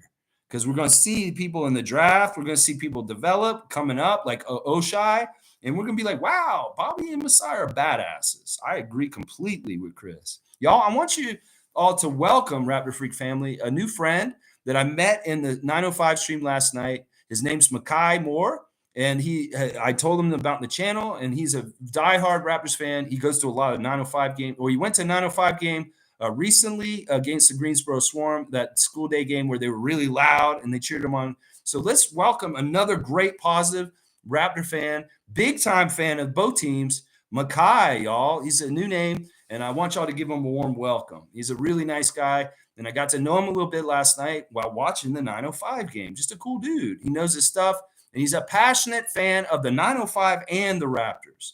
So welcome, Makai. We were happy to have you here, my guy. Let's see. G saying the announcers were talking about how Grady doesn't stop moving. Those players are the hardest to guard. Grady is going to be so good. Yeah, I'm telling you, it's like a Caruso, except taller. Caruso's a pain in the butt. In some ways, Caruso's valued all around the league. Maybe Bobby and Messiah were like, well, we could get the best three-point shooter and the draft. And what if he becomes a Caruso? Whoa, people value players like Alex Caruso. And maybe we got that with two birds with one stone, a great three-point shooter and a defensive guy who's crazy all over the place, scrappy. Good job, front office. Just like what Chris said, they're winning. They're kicking butt, man. Everybody's sleeping on them. Nameless saying, keep this win train a-moving. Choo-choo, choo-choo. That's right, engineer Nameless. That's right, my paisano. That's right. This is the version of IQ we expected when we traded for him. He just needed to get his orientation. In some ways, he's still got to figure out his teammates and how to connect with them well. He's got a good synergy with Jakob already, but there's stuff he's still got to figure out with Scottie. You know, he's got good stuff with RJ built up from the years of the Knicks, but he's got to get better stuff with Gary. You know, there's synergy that can be grown around Emmanuel Quickley. And the more confident, the more understanding they get, like they're both trying to throw that corner pass to him now. RJ did it the game against Brooklyn, and Scottie tried to do it last night to Emmanuel. He's not totally in the corner. He's kind of away from the corner, but then they throw it to all the way to the corner, and he jumps over and catches it, and then he shoots it. But he didn't shoot the one Scottie gave to him like that last night because the defender got to him in time.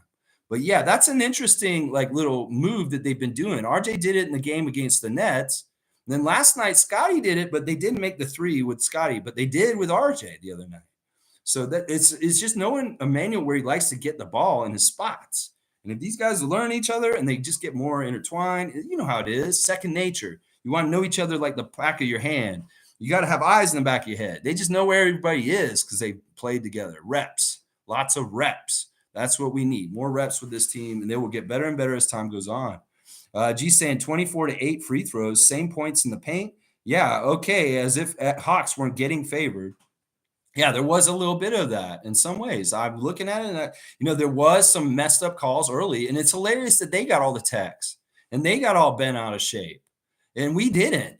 That's a testament to our team. In some ways, that's part of their problem. It's like, look, we've been going through this for a while. We understand what's going to happen. We just keep our head down. We keep going to the next play, and we don't wait for the whistle.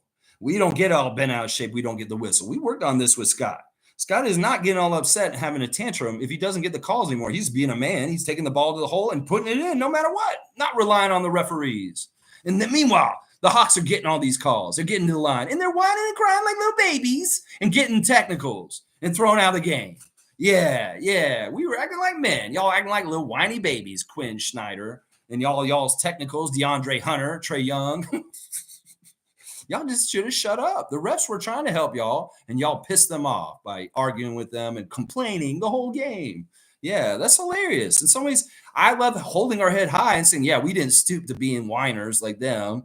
Like they were whining like crazy, and they still got a favor over us. That's crazy. It's crazy. We won no matter what. That's right. Cowboys saying alley-oop to Nameless. Yeah, let's give Nameless an alley-oop for going into the chat with the Hawks fans last night and let them know that Trae Young is a flop artist. That's right, Nameless. You speak your truth. That's right. Nako's saying Trae was doing flopping. Grady was also so good with the handwork around the rim. Yeah, he's just fun to watch. Like, I love the transition dunk he made last night. Like, with traffic around him, that is very gutsy. Like, in some ways, that is not a dunk that Grady would have converted earlier this year. He wouldn't have had that confidence. He would have got knocked out of the air. He wouldn't have made it all the way there and threw it down in traffic like he did in transition last night. I was like, when he made that dunk in transition, I was like, yeah! And I was like, I started saying BDE. I was like, it's that BDE, y'all. And Adrian is like, oh my gosh, Lex, come on. All right, let's keep going. Randolph saying, good morning to our Raptor Freaks, most informative gang. Blessings. Yes, Randolph. We have begun to witness and enjoy the fruits of our front office's labor. Let's go, Raptors. Randolph, I love you so much, man. Blessings to you and the Phillips family and all the Raptor Freaks families all around the world watching me, and also just being Raptor fans anywhere you are. Even if you don't know me, I'm blessing you, and you don't even know it because you love the Raptors. That's what I'm doing right now. Randolph, I love you, man. Canadian Cowboys saying Scarborough's finest with that shoot was fire. Scarborough's finest. Oh, you're talking about Kelly? Kelly had one shot that was hilarious. He did like a banker that was really weird. Like, I was like, oh my gosh, what are you doing, Kelly? And he made it. I was like, oh my gosh, that's like a trick shot. His little turnaround bank shot that he did. You know the one I'm talking about when Kelly made last night. That was funny. Fiercely saying Trae Young should take pointers from our master of flopping and foul baiting, Olenek. A clinic on how to act correct. You want a Olenek clinic? An Olenek clinic on how to flop correctly? That's hilarious. If you want a three-pointer, you getting a three-pointer. That's not even a dunk. I'm giving you a three-pointer for that. That is good. I love that. Olenek clinic. That's actually really cool. Because that may be something we say in the future. Olenek's out there giving a clinic on flopping, on this, on that. Yeah, Kelly's so smart. I'm telling you, a lot of the knowledge that Kelly does is going to go to Grady and Scottie. And this is the thing. They have to be that type of player like him to get that knowledge. You could be a prima donna. Like, if Scott wasn't a hard worker, like he wasn't who he is, he would be like, yeah, Kelly could teach him everything and he'd never take it. It'd never soak in because it's just not the personality of the kind of prima donna player. Well, because Scottie has a blue collar to him, the powers and training that Kelly can give him will be absorbed. Like, just think about it. Scottie's got all this crazy gifts as a player offensively. He's got all that stuff. But if Kelly gives him his weird bag of tricks, like old school blue collar smarts and weird shit, Scottie's going to be so crazy good. Like, seriously, think about this. Like, really think about this. And we talked about Grady just now with his Johnny on the spot all over the place, really smart. Well, Kelly's rubbing off on him too. There's all kinds of really smart little things, like little tricks that Kelly can teach them. And they're going to be like, oh, this is cool. In some ways, Kelly is like another coach as a player because he's older and he's so experienced. And I'm all for Scarborough's finest doing some awesome stuff. It's cool because we got Scarborough's finest, we got Mississauga's finest on our team now. We got the East and the West sides represented with Barrett and Olenek, and that's what we're talking about. So you say Scarborough's finest, I know you're talking about Kelly. And if you say Mississauga's finest, I know you're talking about RJ. Yeah, and you say Montreal's finest, well, we're talking Boucher. Yeah. Let's see. Chris is saying the not so nice basketball person in me liked that we hurt Trae Young. He always goes off on us. Glad to see him wincing on the floor. He wasn't so hurt, just a stinger. Chris is like, oh man. At that moment, I was like, oh, this could be bad. This could be the season for Trae. I really was thinking that, but he's such a good actor. In some ways, bravo, Trae Young. Bravo. You're such a good actor. It's like, we should put you up there against Denzel for the Academy Award for the way you roll around the ground. You really had us fooled. You had Chris thinking, oh, yes, he's hurt. Yes. And you had me going, oh, no, he's hurt. Oh, well, that's the Hawk season. That's kind of what my reaction was. But no, he was fine. He popped up like popcorn chicken, and he hopped up and he ran around in the court still for the rest of the game. He was fine. What a great actor. Oh, my gosh. He's like up there with De Niro and Pacino with his thespian chops. He's so good. Wow, what a fantastic actor. You really made us think you were really hurt for the rest of the season. Wow. Academy Award-winning performance, Trae Young. Thank you. I want to thank the director. I want to thank my mom and dad. I want to thank the God. I want to thank everybody. It's funny. Names is saying Trae got his own coach tossed and lost a game with his theatrics. Yeah, that's not too far off. I mean, Quinn Snyder got himself tossed by just going crazy. In some ways, he was very much a passionate actor last night, too. Nako saying, I'm pretty sure Trae's a big wrestling fan, so I'd imagine he knows how to sell injuries. No, I think he is. I think I've seen him at wrestling events, WWE in the past. And this would totally make sense. This is a good point, Gerald. This is a good point. I'm going to give you a dunk just for a good point. And I think you're exactly right. Now, Trae Young is in the new open gym with Scottie. And we learned something about the skills competition last weekend that I was exactly right. They really did not give a good advantage to Scottie's team with Tyrese Maxey and Trae Young, making them go first on every single challenge in that skills competition. That was not fair. In fact, you see in the open gym a part where they're in the back and the producer's explaining the games to them. And like you even see Scottie tell Tyrese and Trae, I'm going to do the 2 and the 4 holes on the passing part. And y'all do the higher numbers. It's almost like Scottie was being a sacrificial person and saying, I don't care if my score is higher. In some ways, I'm not an egoist and I don't want to get on the 6th hole on the passing challenge. Like you guys can have it, because at the end of that round, Scottie's score was way lower than Trae Young and Tyrese Maxey, and it was really because he sacrificed himself. He said, "I'll flip from 2 to 4, and you guys flip from 4 to 6." And it's really cool to see him, the part where he's telling them that that's how they should do the challenge. Very, very interesting stuff, and really cool to see how serious they took it as far as like trying to win.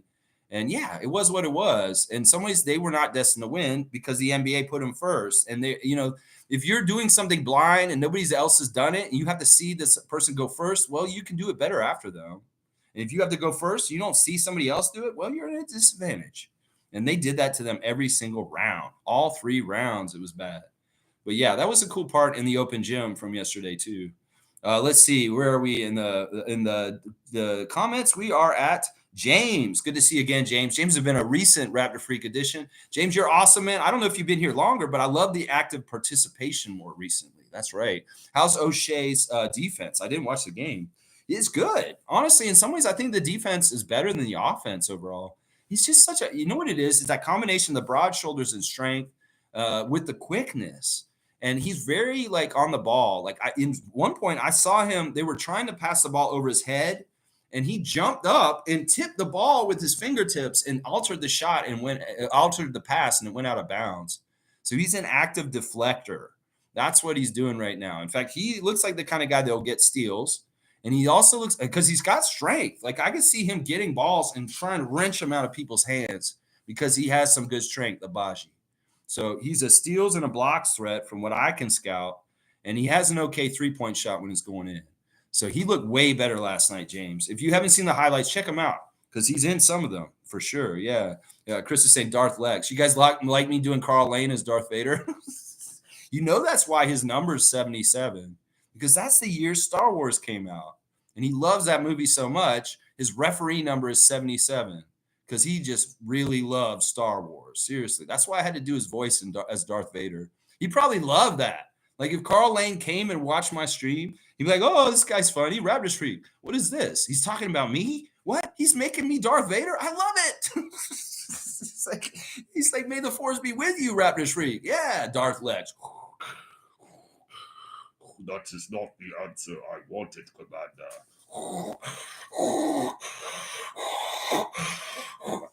I look more like Darth Vader when he's unmasked.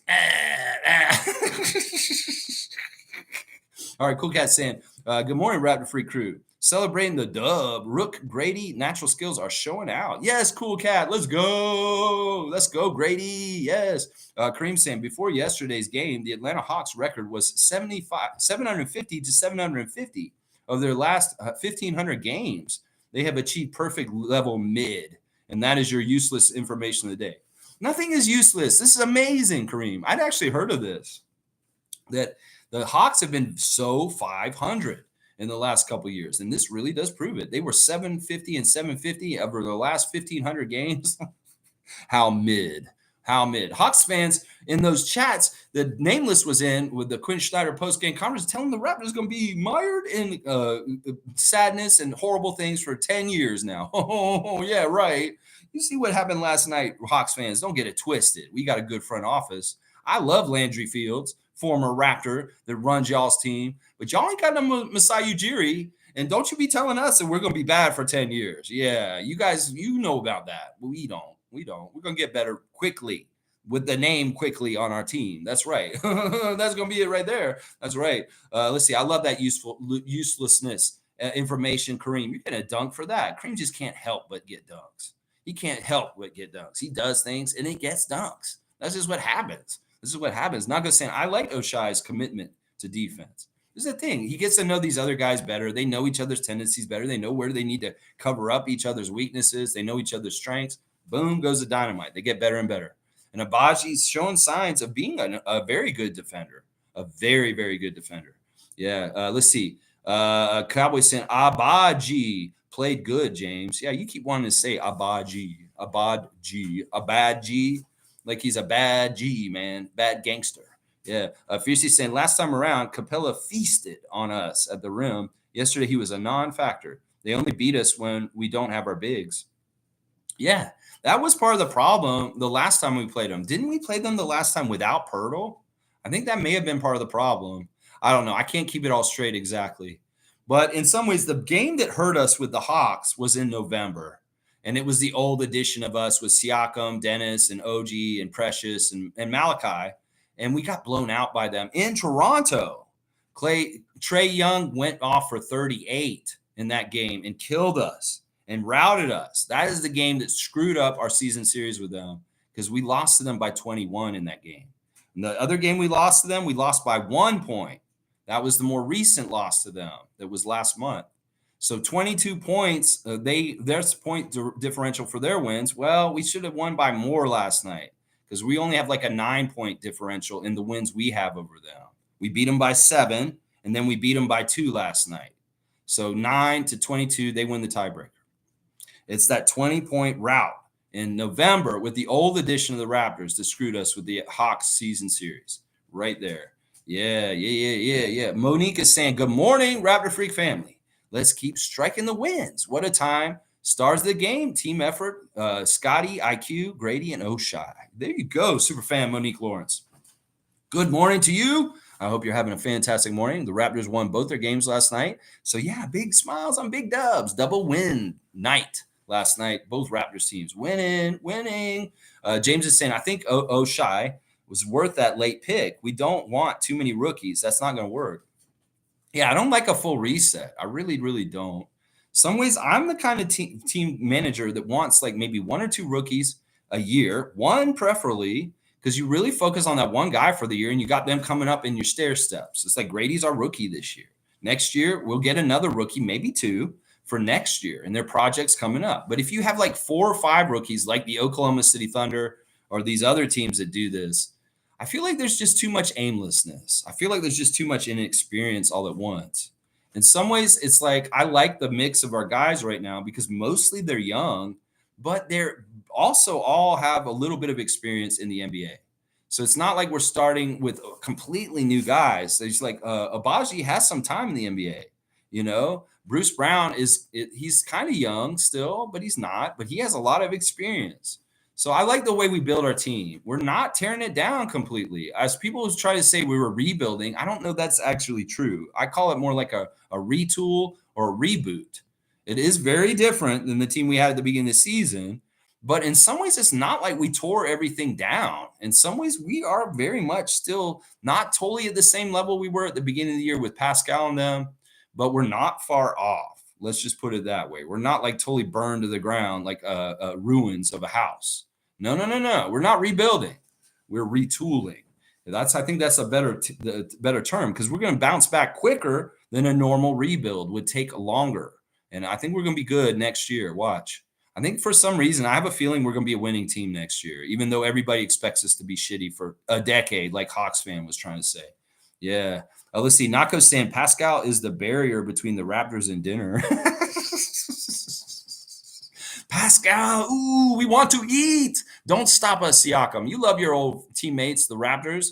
Maybe Siakam would be kind of like Dennis the other night. Inside job. You know, last year I really wanted Darko's dinner. I was really, really trying to get it for help when I was on the Raptors. They still want the dinner. If they win tonight, they get dinner. All right, I'm going to start missing some shots tonight. I want to help these guys get dinner. I love you, Scotty. That could be. Maybe Pascal's an inside job for us. Maybe he's a little helpful. Maybe we see him doing some weird stuff at the free throw line, wiping his face and then missing. I have no idea. We'll have to see how Siakam plays. Maybe he is going to stop us from eating. Maybe he's like, I don't get dinner. You don't either. I don't know. In some ways, we may have to watch him real closely and see if he's trying to stop us from getting the Darko dinner finally. We'll have to see. Fiercely saying, speaking of reporters, can we start a petition to only have Savannah ask the questions? Intelligent, smart, on point, knowledgeable questions. Thank you, Savannah Hamilton. Yesterday was refreshing. You know what? This is partly because this road trip, you know, Sportsnet's there, Alvin and that crew with Savannah as the sideline reporter. And then the back, you know, they did a weird thing last night. I think what happened was they did Darko's press conference real quick with the screen behind him. And then the other interviews, they didn't come to the screen. It's like they took it down and they closed the press conference. And Savannah did locker room interviews with Abaji and who was the other one? Emmanuel and Abaji were the 2 interviews last night. And she was very informal. It's just her. There's nobody else there except for her asking the questions to them. And I agree, Fiercely. I think you're exactly right. She is a real journalist. She is. Like, seriously, you can't say that about a lot of people that are in media these days because they're sensationalists. They're asking all kinds of stuff. She really is a real journalist. And I appreciate you about that, Savannah Hamilton. And I agree with you, Fiercely. In some ways, we get these other clowns out of there and just let her ask the questions. I'm with you. I'm giving you a dunk for that. That's a good idea, and I totally stand behind it. Totally stand behind it. Let's start the petition now. That's right.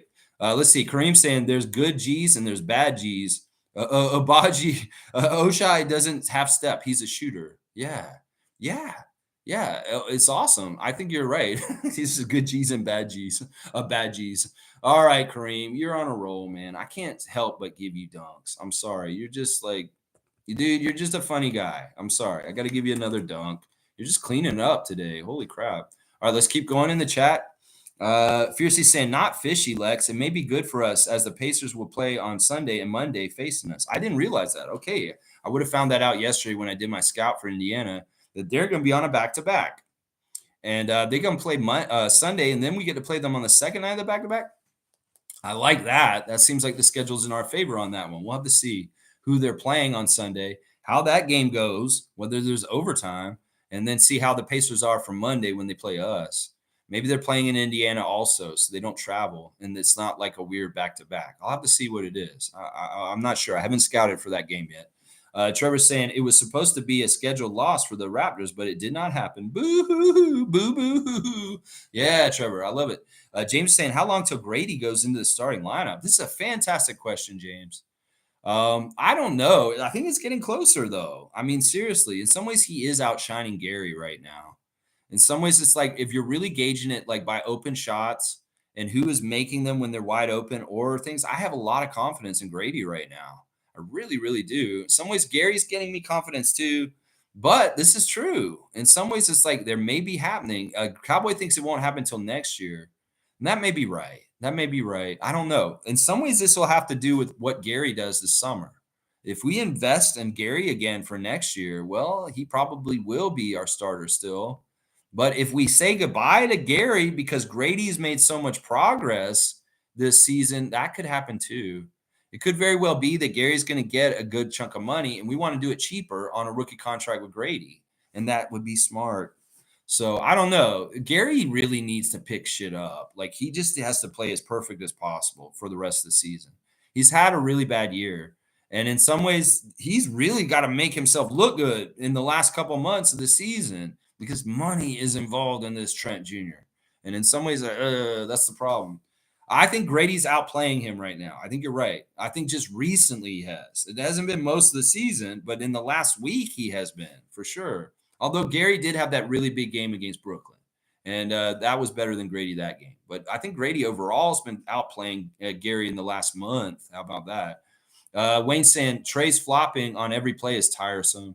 Gelling is occurring between Bruce and Kelly, Barnes quickly, and Obaji. Dick seems to fit in most combinations, but strangely good with Trent because he rebounds.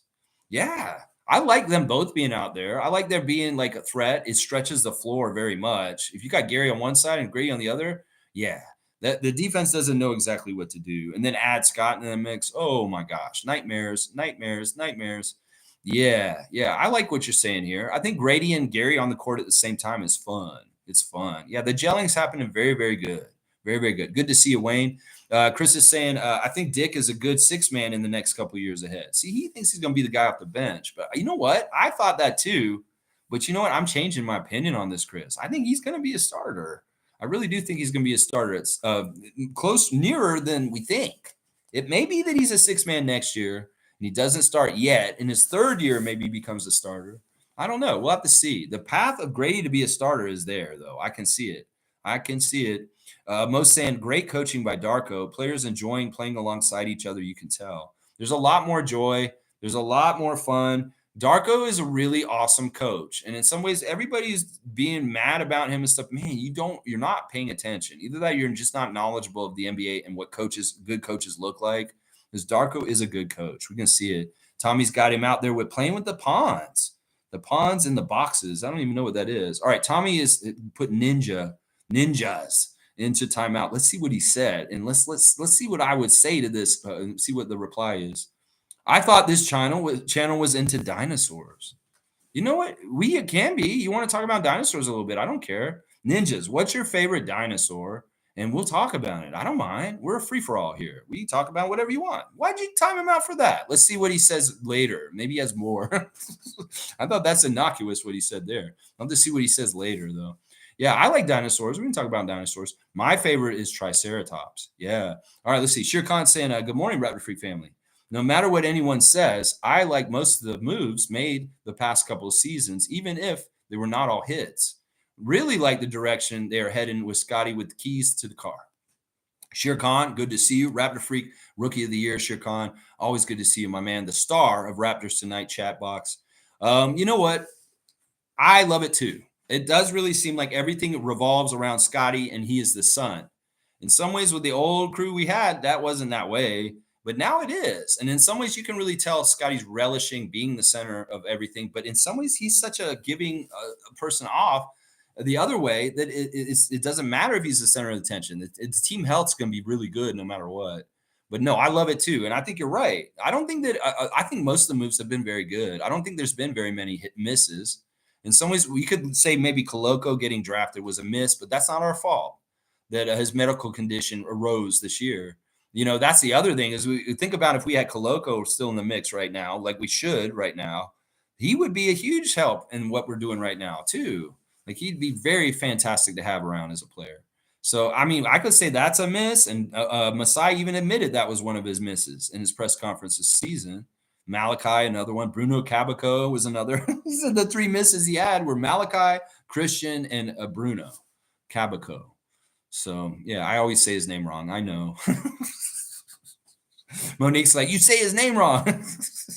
All right, let's see. G saying, yes, we are into Raptors dinosaurs. Yeah, Raptors freaks.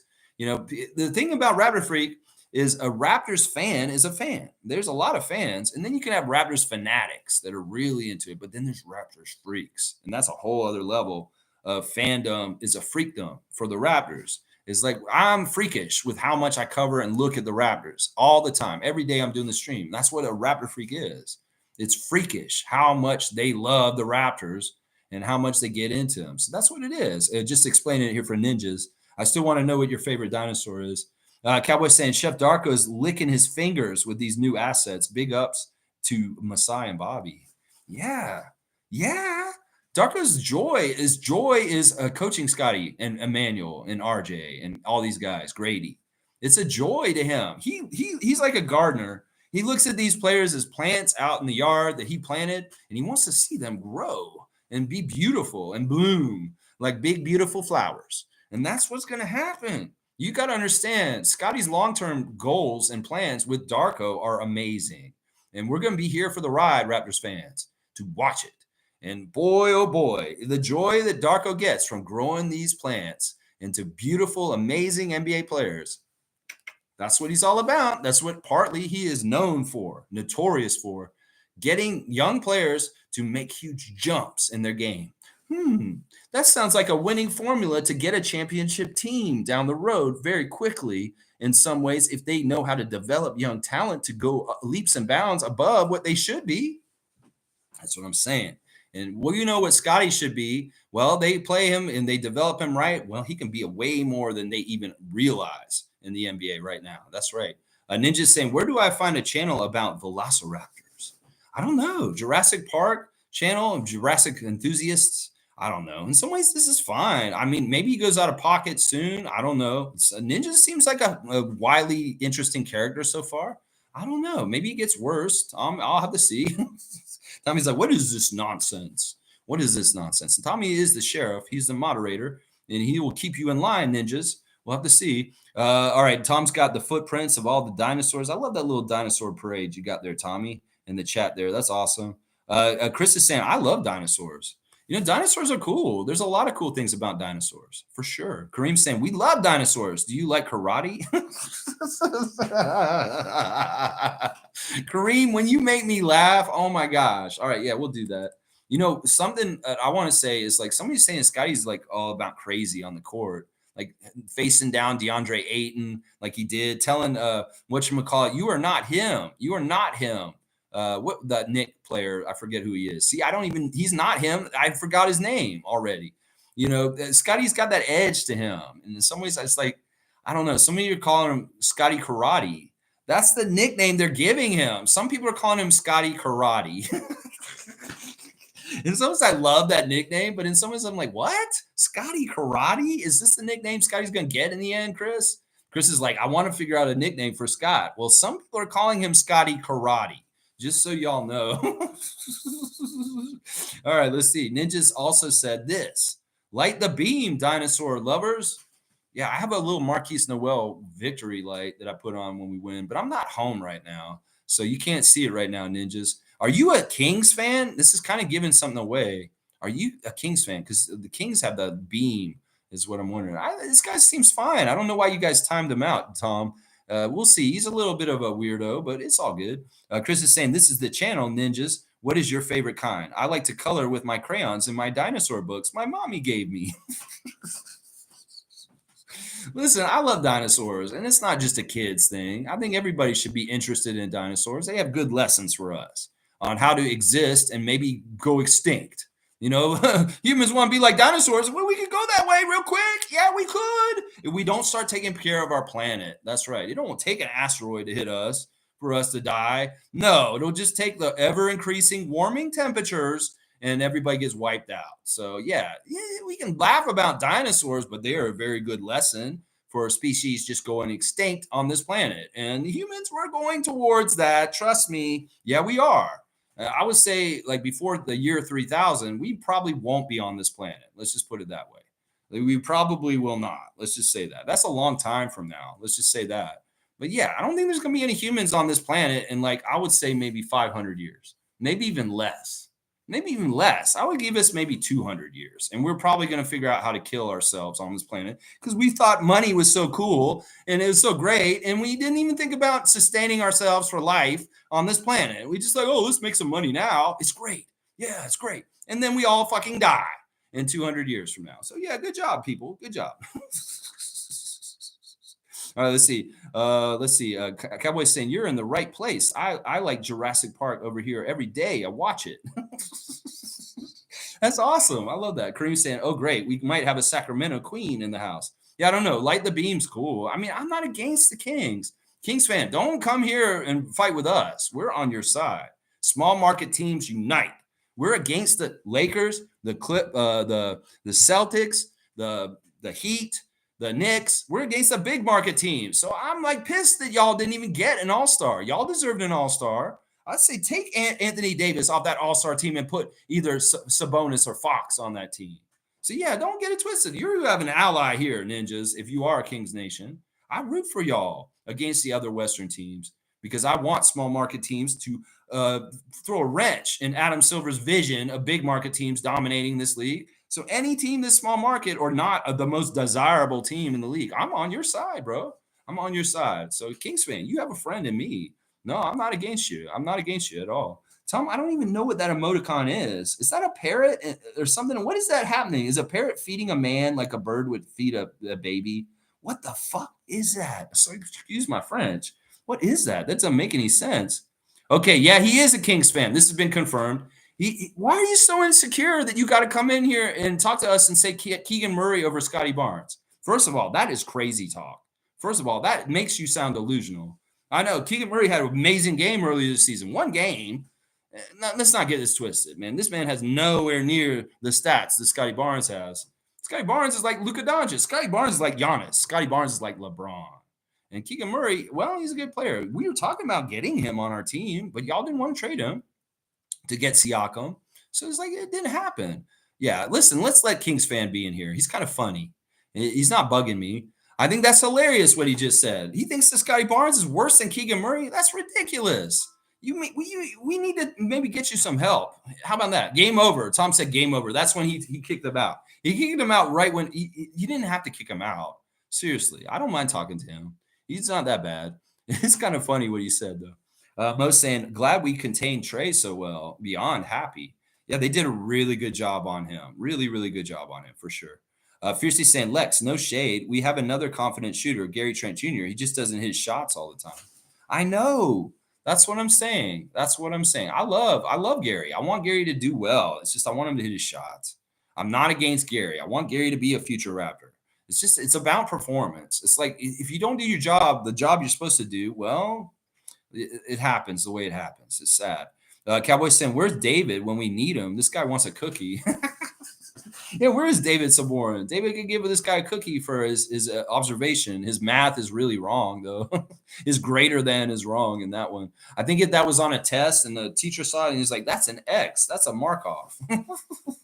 Because that equation is not correct. No, it's not. It's not correct. No, it's not. Let's see. Fiercely saying at Ninjas, I can send you links to National Geographic and shit if you want to see dinosaurs. Fiercely, you're so helpful. You are so helpful. What a helpful channel we are today, Raptor Freaks. Being so helpful. This guy wants to see dinosaurs, and he's talking about lighting the beam, and then he starts talking about Keegan Murray over Scottie. Yeah, this is hilarious, man. What a little side part of the show today. All right, let's see. Wayne saying, am I optimistic or even overly optimistic? Yes. I'm hoping the team can get 21 of the last 27 games. That would be my goal if I had the responsibility. So if I'm thinking about that, Wayne, that means that we would have 40 wins. And if my calculations are correct, you're trying to get to that number still. Now, if we can win 22 out of we can only lose 5 games for the rest of the season. We'll have a winning record, or we'll have a 500 record. We'll be 41, just like last year.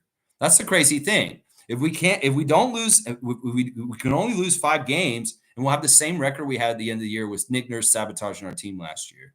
That's interesting. That is very interesting. I don't know if we can do that, though. Can we go the rest of the season with only losing 5 more times? If we do that, that'd be amazing. I'd be all about it. Oh, my gosh. But, yeah, you may be overly optimistic and not realistic. I will say that. Yeah, Fiercey's laughing. Right, Cowboy? All right, let's see what Ninja said here. In some ways, I'm, looking forward to his messages. All right, let me see. Uh-oh, this is where he got in trouble.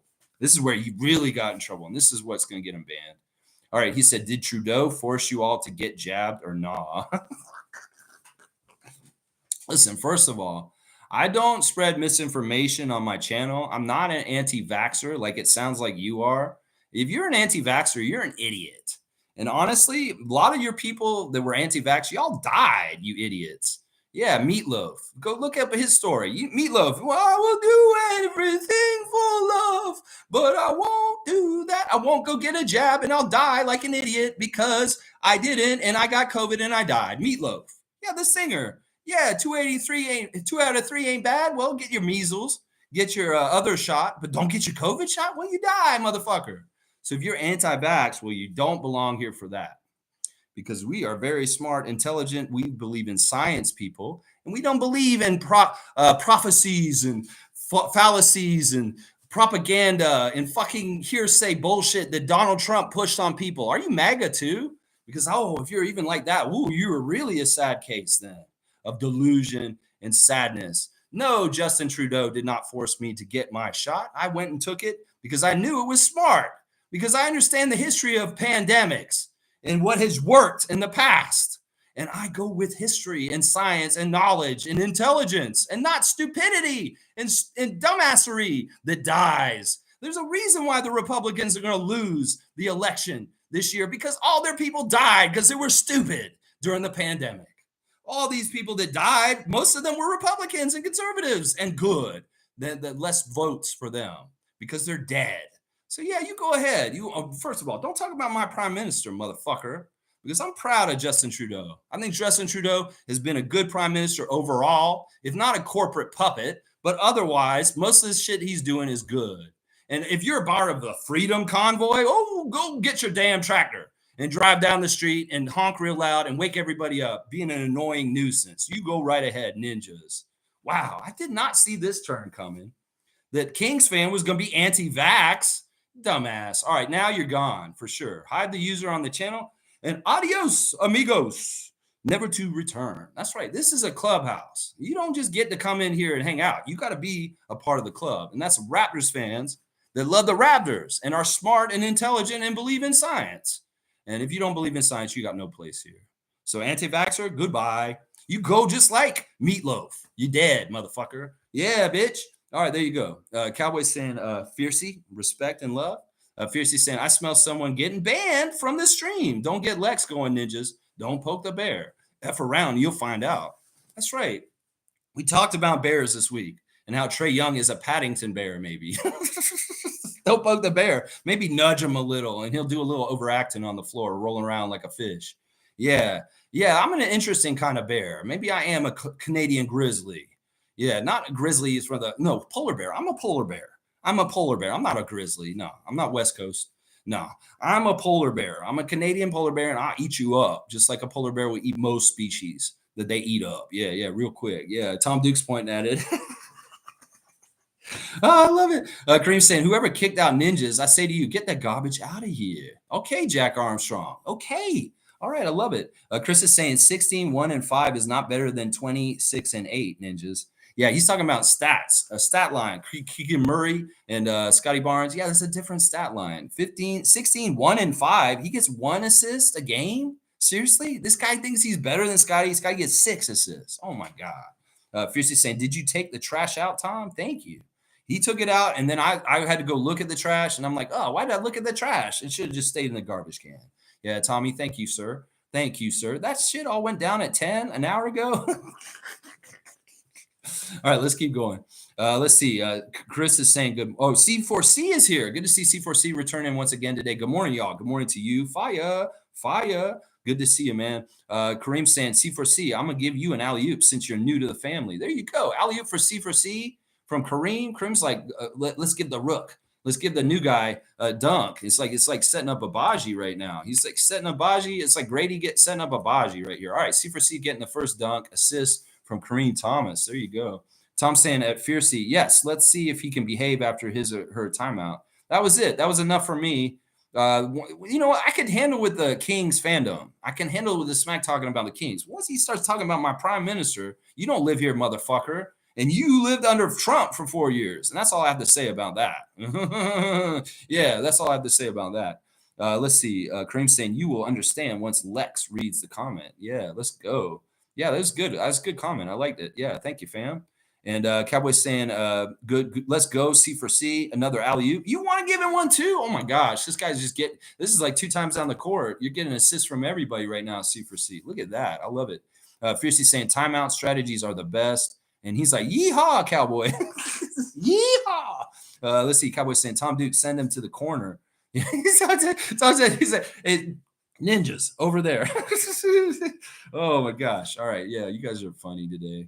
You guys, this is how it feels after a win. You guys are really funny. It's hilarious. Nako's saying, I like that Darko didn't let IQ have that challenge early on. Why use a challenge when you have a comfortable enough lead? That's a good point. IQ really did want him to call it then, but he didn't do it. But you know what? He checked with his guys, though. He turned around to Vin and the back bench and said, should we do it? And they were like, no, they said no and overruled Emmanuel. And that's why he decided not to take it, is because the coaches looked at it and it wasn't a good challenge to take. So, yeah, good stuff. Good job by the coaches. Emmanuel may have thought, but he would have gotten Darko to lose that challenge at that time. So that was good. That was very, very good. I agree with you, Nako, that it was good that Darko didn't just listen to Emmanuel. It may be that he's listened to Emmanuel on a challenge and he got burned. That is something that happens. The coach will understand, well, this player I can trust and this player I can't. That may be part of it, what happened. But he wanted to make sure with Vin. Vin said nope. And he said, okay, we're not challenging that. Sorry, Emmanuel. Let's see. Cowboys saying, alley-oop to Tom Duke. You're the fucking man. Let's go. It's so refreshing and nice to have Tommy back. Honestly, Tommy, you are awesome. I know you never really were gone, but you were silently watching us. But we love you, Tommy. You're the best. Emoticon master, Tom Duke. That's right. Victoria, British Columbia. Holding it down on the West Coast for us. That's right. Mug Brothers in effect. Wayne is saying Wara's role was to do no harm. I like that. That's pretty true. That's true. Remember, he was on the floor with the long run. Kelly, Bruce, Quickly, Oshai, and Dick give teams a problem. Trick is when to apply that combination. Yeah, that's an interesting lineup. That's not all bench. Oh, wait, Quickly was out there. That's right. He was running it instead of Scottie. It's like the bench unit with Quickly. That was an interesting look last night. We did see that for a bit, Wayne. I thought that wasn't a bad unit, actually. In some ways, I don't know. Sometimes I feel like Scottie needs more vet around him out there, like Kelly or RJ. And sometimes, like Emmanuel, he didn't look like he needed that as much in some ways. But yeah, I like those combinations. The bench with either Scottie or the bench with Emmanuel. They're different looks, but they're both growing in interesting ways. Definitely. Scottie's getting better with the bench unit. He was really bad with the bench unit the last couple of years. Honestly, we can think about all the time Scottie would be the only starter out there with the bench unit in the last couple of years of the Raptors, and how the game just falls off the cliff with the Raptors at that point. Well, he's doing a better job. And like I said earlier, I think it's Kelly's presence at the center that's helping with that. I think that's what it is. Country Kong saying, Lex, I'm so unbelievably impressed with Grady right now. Oh, my goodness. I know I've said it before, but threes are worth more than twos. Grady's full potential on offense is seriously off the charts. Listen, Country Kong, I didn't totally get with you on this earlier this season, but now I'm starting to see the light. And you really were believing in him very early, and I applaud you for that. I love that you're that kind of a fan, that you're like seeing like the early kernels of good things happening, and boom, when that popcorn pops, you're like, yeah, I told y'all. And you know what? I'm giving you big credit for being a Grady Dick stan this whole entire season, even when it looked really dark and bad for him. You've definitely been a number one fan for him. And I appreciate that about you, JP, for sticking with Grady and it paying off now. And honestly, I love the joy you have about how much merit and possibility there is for Grady in the future. You deserve that, my guy. If you feel giddy and happy about what's possible with Grady, you deserve it. Relish it and revel in it, my guy, JP. You deserve it. You stuck with him this season. You definitely deserve it, my guy. Tom saying, yes, sir. JP Dick is full-on NBA player. Wayne and Lex, why didn't Wara get the start? Also just saying, Ninja is welcome to speak his piece after his timeout. Probably impatient to wait the 300 seconds. Yeah, no, he's gone. I banned him. I'm not about people spreading misinformation. You know, we can talk basketball and we can see eye to eye on that. Now, he introduced the political stuff. And once he did that, he was done. I'm as woke and progressive as you can be. I'm as left as you can be. And I understand if some of y'all are not exactly there with me, but you are there with me on the Raptor stuff. Well, that's good. And we don't have to agree on everything politically. But in some ways, I'm an unfiltered person. I'm going to speak politically. And some people won't like that, but it's just what it is. But yeah, being anti-vax you won't live long here. Trust me. And in some ways, like what I said too. Hi. Hi. She's just in here in the kitchen. What are you getting, Adriana? I don't know yet. She doesn't know. She's looking in the fridge for something good to eat. What do you want? I don't know. It's almost 11:30 though, just saying. I know. I have one more half hour. I will get off this at 12. I love you. You do you. Well, all right. Thank you. All right, let's see. Fiercey saying, I was wondering why. Okay, let me answer Tom's question because I want to say Nwara started because he got 23 points against the Hawks the last time we played. That's basically it, Tom. That's why he started. Also, Darko said in the interviews around the game, he didn't want to screw up the bench chemistry or the starters by putting one of the bench in the starters. Like Bruce Brown comes off the bench into the starting lineup. He didn't want to mess with that. So he put Nwara in just to not mess with the bench chemistry because Nwara's been at the end of the bench and not part of the rotation. So he threw him in for the starting so he wouldn't mess with the bench rotation. So I think it's really important to him, and it's part of the reason why people are crying out for Boucher. Like, why don't he play Boucher? Well, he wants to play four guys off the bench, and it's Grady, Kelly, Oshai, and Bruce Brown. And he doesn't want to screw with that rotation. That's why he started Nwara. Let's see. Fiercey said, I was wondering why AJ Griffin wasn't playing. Looked at the NBA app and clicked on his name. Latest news, he's assigned to the Hawks G League team. I need to familiarize with the app. I don't know it's all his features. That's weird to me that AJ Griffin is on the G League team and he's not on the big league. I know that he was away the last time we played him because of personal reasons, but now he's like relegated down to the G League. It is really weird what's going on with him. And yeah, we haven't seen him hardly at all in the games we played against the Hawks this year. Very, very weird. In some ways, I'm not totally up to date on what's going on with AJ. In some ways, not at all. Wayne saying, Tommy, Wara got the start based on what the coach sees in training. He got it basically because he got 23 against the Hawks the last time we played him. So he feels like it's a good matchup. And that maybe Wara could duplicate that kind of output like the last time we played the Hawks. But that wasn't to be. Big goose egg. But I don't fault him for trying, and I thought it was a good look. And I don't mind this. In some ways, this goes along with my philosophy is you don't start all your best players every single game. Put Nwara in there, throw him a bone, and you still have guys like Brown and Olynyk off the bench that are very good off the bench. The balance between the bench and the starters is partly because they started Nwara instead of starting one of the other guys. And I don't know if you get that. All right, let's see what this guy said. Who holds record for most threes in a row? I don't know. Like, you mean made or what? You got to elaborate. That's not a good question. Most threes made in a row or what? I don't know what that is. Are you going to try and say that's Keegan Murray?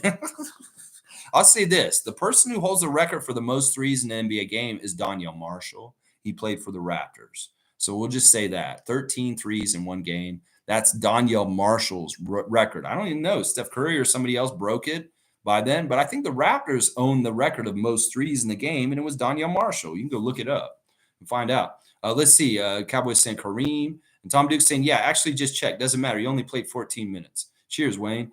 Let's see. Trevor saying that one lead shot by Kelly was incredible.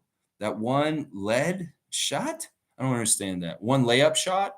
That one layup shot. Is that what you're saying? Yeah, when he did the fake off the inbounds play with Olynyk, and Alvin broke it down. He said, that's such a hard play, that play action to guard. because you're trying to guard quickly because you see he's going to hand it to quickly. You think he's going to do that, but no, he held it and ran right through them and went right to the basket. Smart. That's what I'm telling you right there. That is smart right there. Yeah. Let's see. Nako's saying Steph Curry. What's your point? Steph Curry made the, I don't know. I don't even know that stat. I don't care. Danielle Marshall's the 3-point stat I'm looking at right now. Monique's saying play in. Here we come. I hope so. We'll see, Monique. We'll see. Cowboy saying Cookie. Who let him out of the corner? Fiercely saying be nice, fam. Maybe he or she learned from their timeout. I don't know. Either way, once they get political like that, or they talk about our prime minister, they ain't got nothing to do with talking about our prime minister. This is a Raptor space or a dinosaur space, and there ain't no reason to bring up our prime minister. Looks like we got Philly fan in the house today. Honestly, I want to reconvene with Philly fan and talk about their new acquisition of Kyle Lowry. So I'm glad that Blue City's here. It's been a bit, Blue City. Always good to see you, my man. Let's see. All right, let's see what else you guys. I lost my place in the chat. I'm going to try and find it real quick. Don't worry. Just give me a second. All right, here we go. I'm in that Monique. And then, all right, Tom Duke's got a yappy guy. And Kareem saying at Ninjas just wants attention. Sorry your family abandoned you. Your mom should have swallowed. Damn, that's cold, Kareem. I can't give you a dunk for that. That's too mean. Wayne saying ditto that on Gary Trent. He guarded Trey without fouling and not allowing any flopping when he has the ball. Really want to keep Gary, but he will have to take a pay cut. We have 3 young buds ready to shoot. Yeah, I think you're exactly on point, Wayne, with the way you look at this. In some ways, he may need to take a pay cut because of the level of play that he's playing at. And I value him being on the Raptors, but in some ways it's like, oh, can we pay him this? A lot of Raptors fans are coming to the conclusion that I had before. It's like, it doesn't matter if he starts or not. He's going to play a certain level. And in some ways, we want to give him that carrot in front of him. Don't start him. In some ways, it's like, look, he can be really bad in the starting lineup. Like I said, it's not whether he starts or not. It's just, can you count on him? In some ways, it's smarter to take him out of the starting lineup, have him as the 6th man, and if he doesn't have it, he just doesn't play that night. Some people will argue with me, but there are a lot of fans that are saying the team can't be a good team with Gary Trent Jr. as a starter. That's what some Raptors fans are starting to say right now, which is very, very interesting, considering they were all saying he needs to start so he can play well at the beginning of the season. And now they're turning around saying, well, you know what? Maybe Gary shouldn't be a starter now. That's weird. They really go back and forth. James saying, finally, we got a decent bench. It's been a while. Yeah, I feel like it's a better bench at this point. You know, it's actually the way they did it is because we had such consolidated talent in the starters with Pascal and OG. Our starting 5 was badass before, honestly, but really not a very good bench. And all those guys wanted to start. Well, in some ways, there's way more balance between the starting unit and the backup unit. This is totally true. Let's see. James is saying get Pokey too. I think we have an open roster spot. We do. We can get Alexi Poku. Maybe. I mean, we'll have to see. I think that what's going to happen is the Raptors 905 are going to come back from this West Coast trip, and they're going to put 10 days back on Justice and Mo G again. That those guys will be back on the roster once they come back from the West Coast. But, yeah, I wouldn't mind Poku showing up. I'd be curious to see it. The Serbian connection between Darko is interesting. We'd have to see. Wayne saying shooting and making their shots. That's right, shooting and making the shots. There's a lot of young guys on our team that are coming up, and Gary better watch out. He may lose his spot. Cowboys saying alley-oop to Super Mo. Watch out, NBA. Here we come. There you go. We'll give Superfan Monique Lawrence dunk real quick right here. Why do I smell bacon? It smells so good. What did you cook, Adriana? Holy crap. It smells good. I don't know what she's cooked, Nate. Stargate's here. Good morning, Raptor Freak family. Good morning to you, Stargate. Good to see you. Good win last night. Love to see when them when they play as a team and not individualistic. I've been a critic of Darko recently, but I love how he has player movement in his schemes, unlike Nick did. Tune in tomorrow for the Sunday special report. I'm going to talk about this subject right here, what you're talking about right here. Yeah, it's going to be very interesting what I have to say tomorrow about Darko's coaching and what's been happening. So tune in tomorrow, Stargate. I'm glad you're lessening your criticism of Darko and maybe seeing a little bit more of the nuts and bolts of what he's trying to do. You know, some people are upset with him because he's not playing Chris. There's a method to the madness. There's a reason why. And I'm going to tell you right now, Chris is not as upset as everybody thinks he is. He's actually really in a good mood. Let's do this real quick. The Instagram stories are telling me that Chris is in a good mood because he's posting a lot of jokey stuff. First, Emmanuel Quickly has got the score from last night in his stat line on his Instagram stories. Javon Freeman Liberty, same thing. And I'll do the 5 stars of the 905 game very soon. Javon had 35 points, 14 rebounds, and 2 assists. He is the number 1 star of that game for sure. But Chris is all jokey. He's got so many funny clips on his Instagram. And when he does this, that means he's in a good mood. So Chris is in a good mood, even if he's not playing. He likes that the team's winning. And in some ways, he's just doing what he's doing. So Chris, you know what? You're an ultimate pro. There's different times in your career. In some ways, you may be like Otto and Thad for a little bit right now. It's just how it has to be, unfortunately. Last night during the game, before the game, Matt Devlin and Alvin Williams were displaced by a marching band. And it was a pretty funny clip. Like they're trying to do their pregame warm-up talk. And these people with tubas came up and kind of pushed them out of the way. Now, the marching band is very strict. You got to be in the right spot. And if you're not in the right spot, the conductor will be mad at you. So don't get mad at the tuba player. They don't want to get in punishment from the conductor of the marching band because they missed their spot. So sorry, Matt Devlin. You may be doing a broadcast for the Raptors, but this marching band's coming to take your spot. But Matt handled it with grace, and they laughed about it like crazy, Alvin and him. Very, very funny stuff. Grady Dick is showcasing his stat line from last night, 18 points on his Instagram stories. And he also has that dunk in traffic. Trae Young didn't take a dirty shot on him. OG's saying you guys got to go to OG Corp. OG Corp wants you. Staples Canada. OG posting that on his. Kyle Lowry's got a nice little Harry Potter scar on his head. 7. Perfect for his number. He got some stitches, bro. 15. 6 on the inside, 9 on the outside. Kyle getting the stitches in his debut for the Sixers the other night against the Knicks. And, yeah, there's also a picture of him with his young Villanova Wildcats. DeMar DeRozan's show is getting a lot of publicity right now. His Dinners with DeMar. Very, very cool series coming out. Definitely check them out as they come out. The Draymond Green episode is out already. Definitely check out Scottie's Open Gym episode from yesterday about his All-Star weekend. It's hilarious. There's all kinds of fun stuff in it.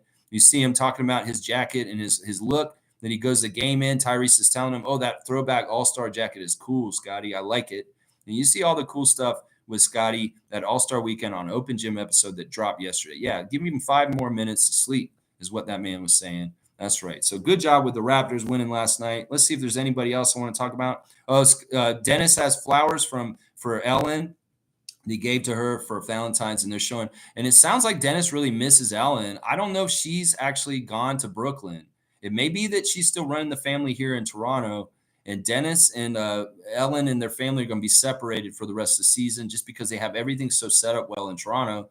And it's close enough that it may be like he's jet setting back to Toronto to be around Ellen and the kids. And they're not even going to mess with going into the States. I don't know. I can only speculate the arrangements that the Schroeder family has made since he's been traded to the Nets. So, yeah, it is what it is. Mr. New York City's putting on blast the ending of the 2001 All-Star game. It was popcorn. And is Kobe versus Stephon Marbury. We see Scottie has his dogs on blast on his Instagram. He's saying, should I start a dog page for my baby girls? So should Scottie start an Instagram page for Cece and Cardi? Yes, that's always a yes. So yes, Scottie, do that. There's your Instagram story. Scottie is going to make an Instagram of his dog soon, it sounds like. So there you go. There's the Instagram stories. Let's see what else you guys are saying. James is saying we should throw some money at Markelle Fultz this summer. We need a rim attacking point guard, then quickly can slide into shooting guard. Yeah, but what if Manuel's both? What if he's both and he can switch, James, within the game on alternating plays? I don't think Fultz is necessary. I think that you say we need a rim attacking point guard. Well, that's Emmanuel. Like the way he's running downhill and attacking and getting in the paint is very much that skill. So if he can do both, if he can rim attack and he can switch, and Scottie can do that the point guard stuff otherwise, and he can be the shooting guard then. So I don't know if it's necessary to get Fultz. In fact, that may just muddy the system, the whole thing with too many people. Nako's saying Poku equals bowl. You see, a Poku bowl is like a Poke Bowl. You can get a Poke Bowl, and Poku is like a bowl. Okay, bowl way then. I would say that. Monique saying 905 need to be on a roll for me to watch Eric Curry. He sucks. Et cetera, et cetera. Yeah, I get it, Mo. You have no trust in the 905 at this point. You've been burned too many times, and they're bullshit. And you just like, what is this? I can't do this anymore. I can't watch them. I cannot give any more time to the 905. They're wasting my time, is what she's saying. All right, let's do the 5 stars of the game for the 905 yesterday. As I said, Javon Freeman Liberty was the superstar for us in the overtime victory against the Santa Cruz Warriors. Javon Freeman Liberty, 13 and 29 from the field, taking a lot of shots. 2 of 6 from free, 8 of 11 at the free throw line.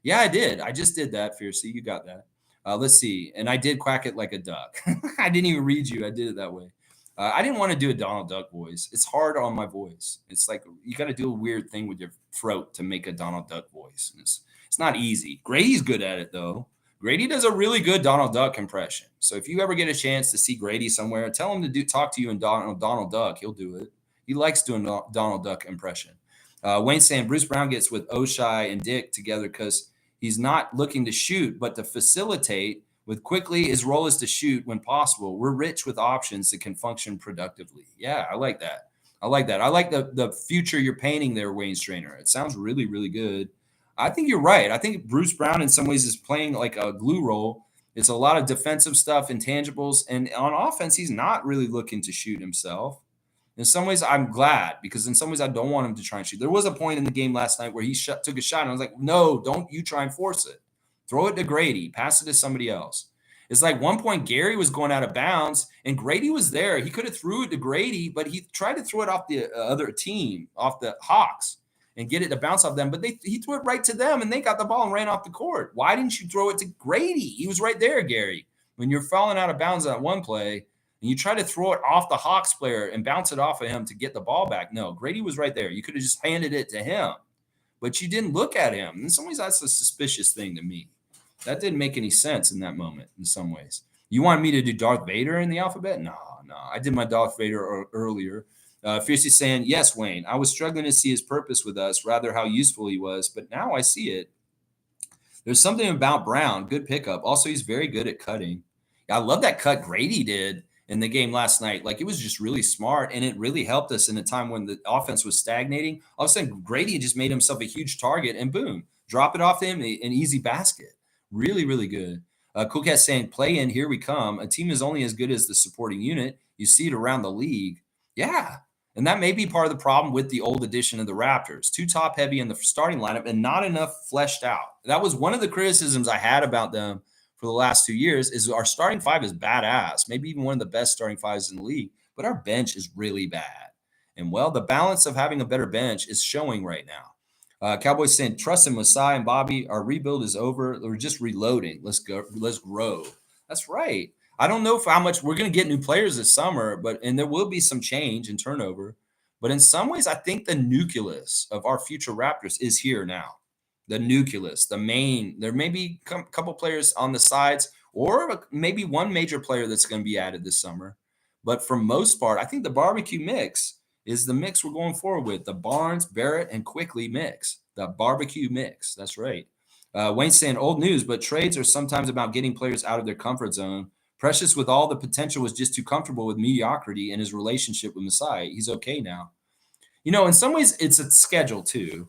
I saw the leaps and bounds Precious was making with us when he was here, but now he's really making them with the Knicks with the opportunity to start right now. And in some ways, I'm sad about it because I see the stat lines that Precious is putting up, and I'm like, man, he could be doing this for us.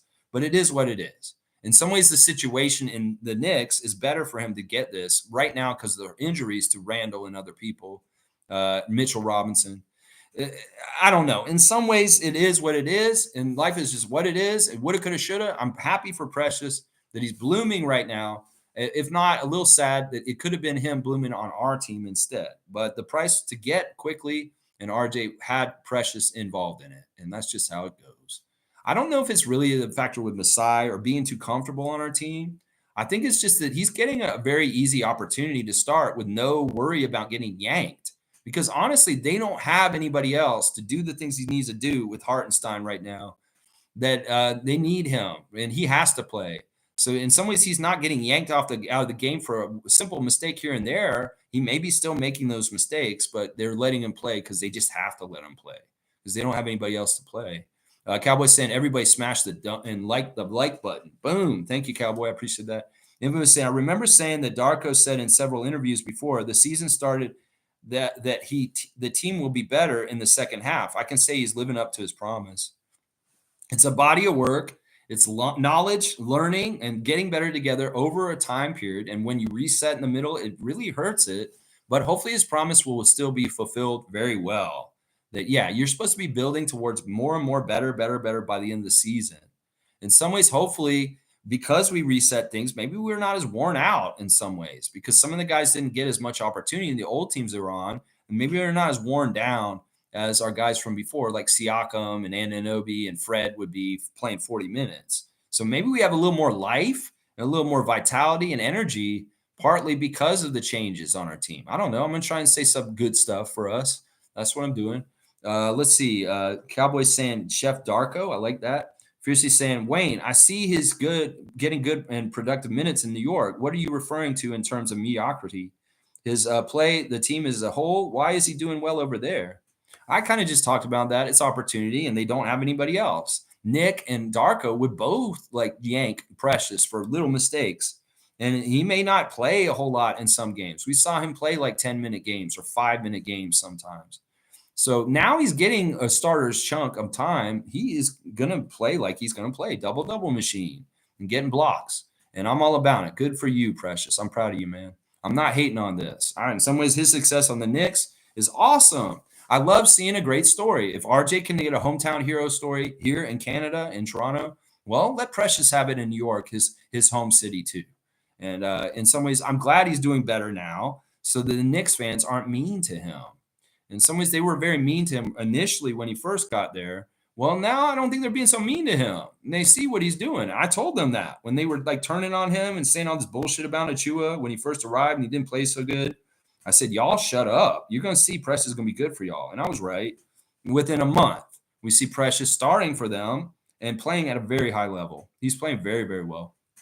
Now, let's see. Fiercely Salcera saying, I get they wanted Team Pacers going last, but they should have the rookies go first, not the All-Stars.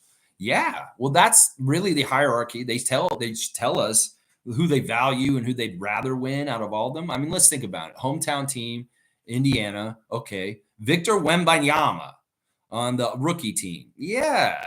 In some ways, they want to push Paulo and make him more of a golden boy than Scottie first. That's part of the thing is the NBA machine is going to put Paulo's face all over the place before they put Scottie's unfairly, honestly. Yeah, there's a lot of reasons. In some ways, we can tell this is an NBA manipulation that they would put Scottie, Tyrese, and Trae Young's team first in the skills competition for all 3 rounds. If it was an up-and-up competition, they would have rotated the order of which team got to go first and which team got to go last. If they'd really done it, there's 3 competitions, there's 3 teams. It's very fair if you do it that way.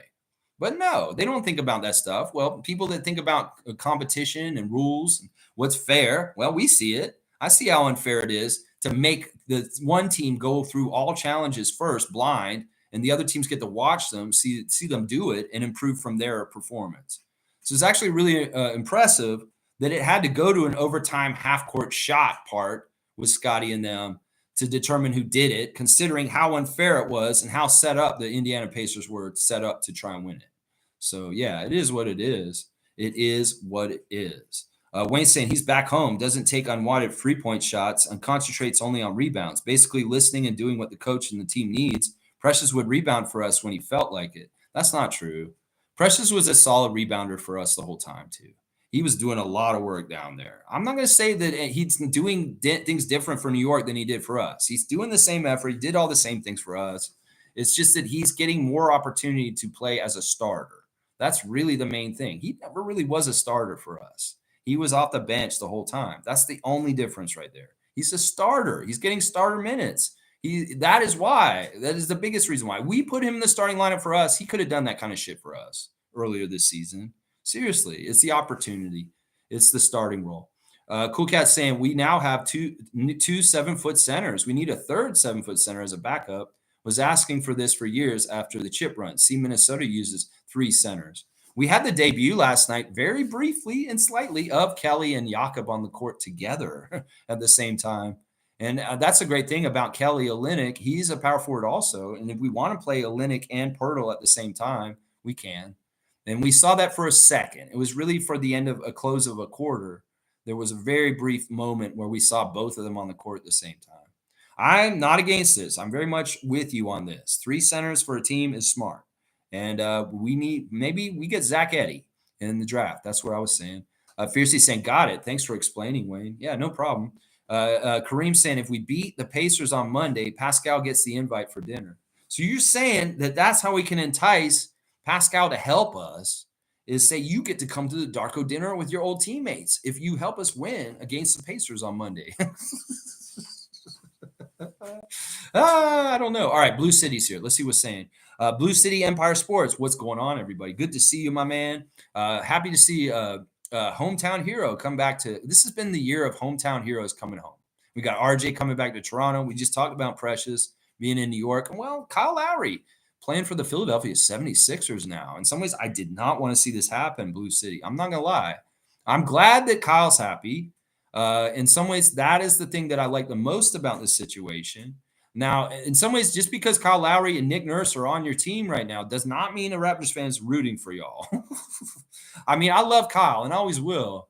And I'm happy to see like y'all's love and adoration for Kyle Lowry, the ovation y'all gave him, and everything. That's so badass. But in some ways, I'm not wanting y'all to win because in some ways, I want to keep the specialness of Nick Nurse and Kyle Lowry's achievement here in Toronto. And that if you guys duplicate something down there with them in Philadelphia, it's not going to make the thing in Toronto that happened be so special anymore. So in some ways, I'm like, I love you. I love you guys. You guys that were my Sixers fans that come in here and we talk and everything's cool and civil. You guys are awesome. But in some ways, I cannot endorse y'all winning, even though Kyle's there. I know a lot of other Raptor fans are, though. You guys may have some support from Raptors Nation. Some fans will be not like me.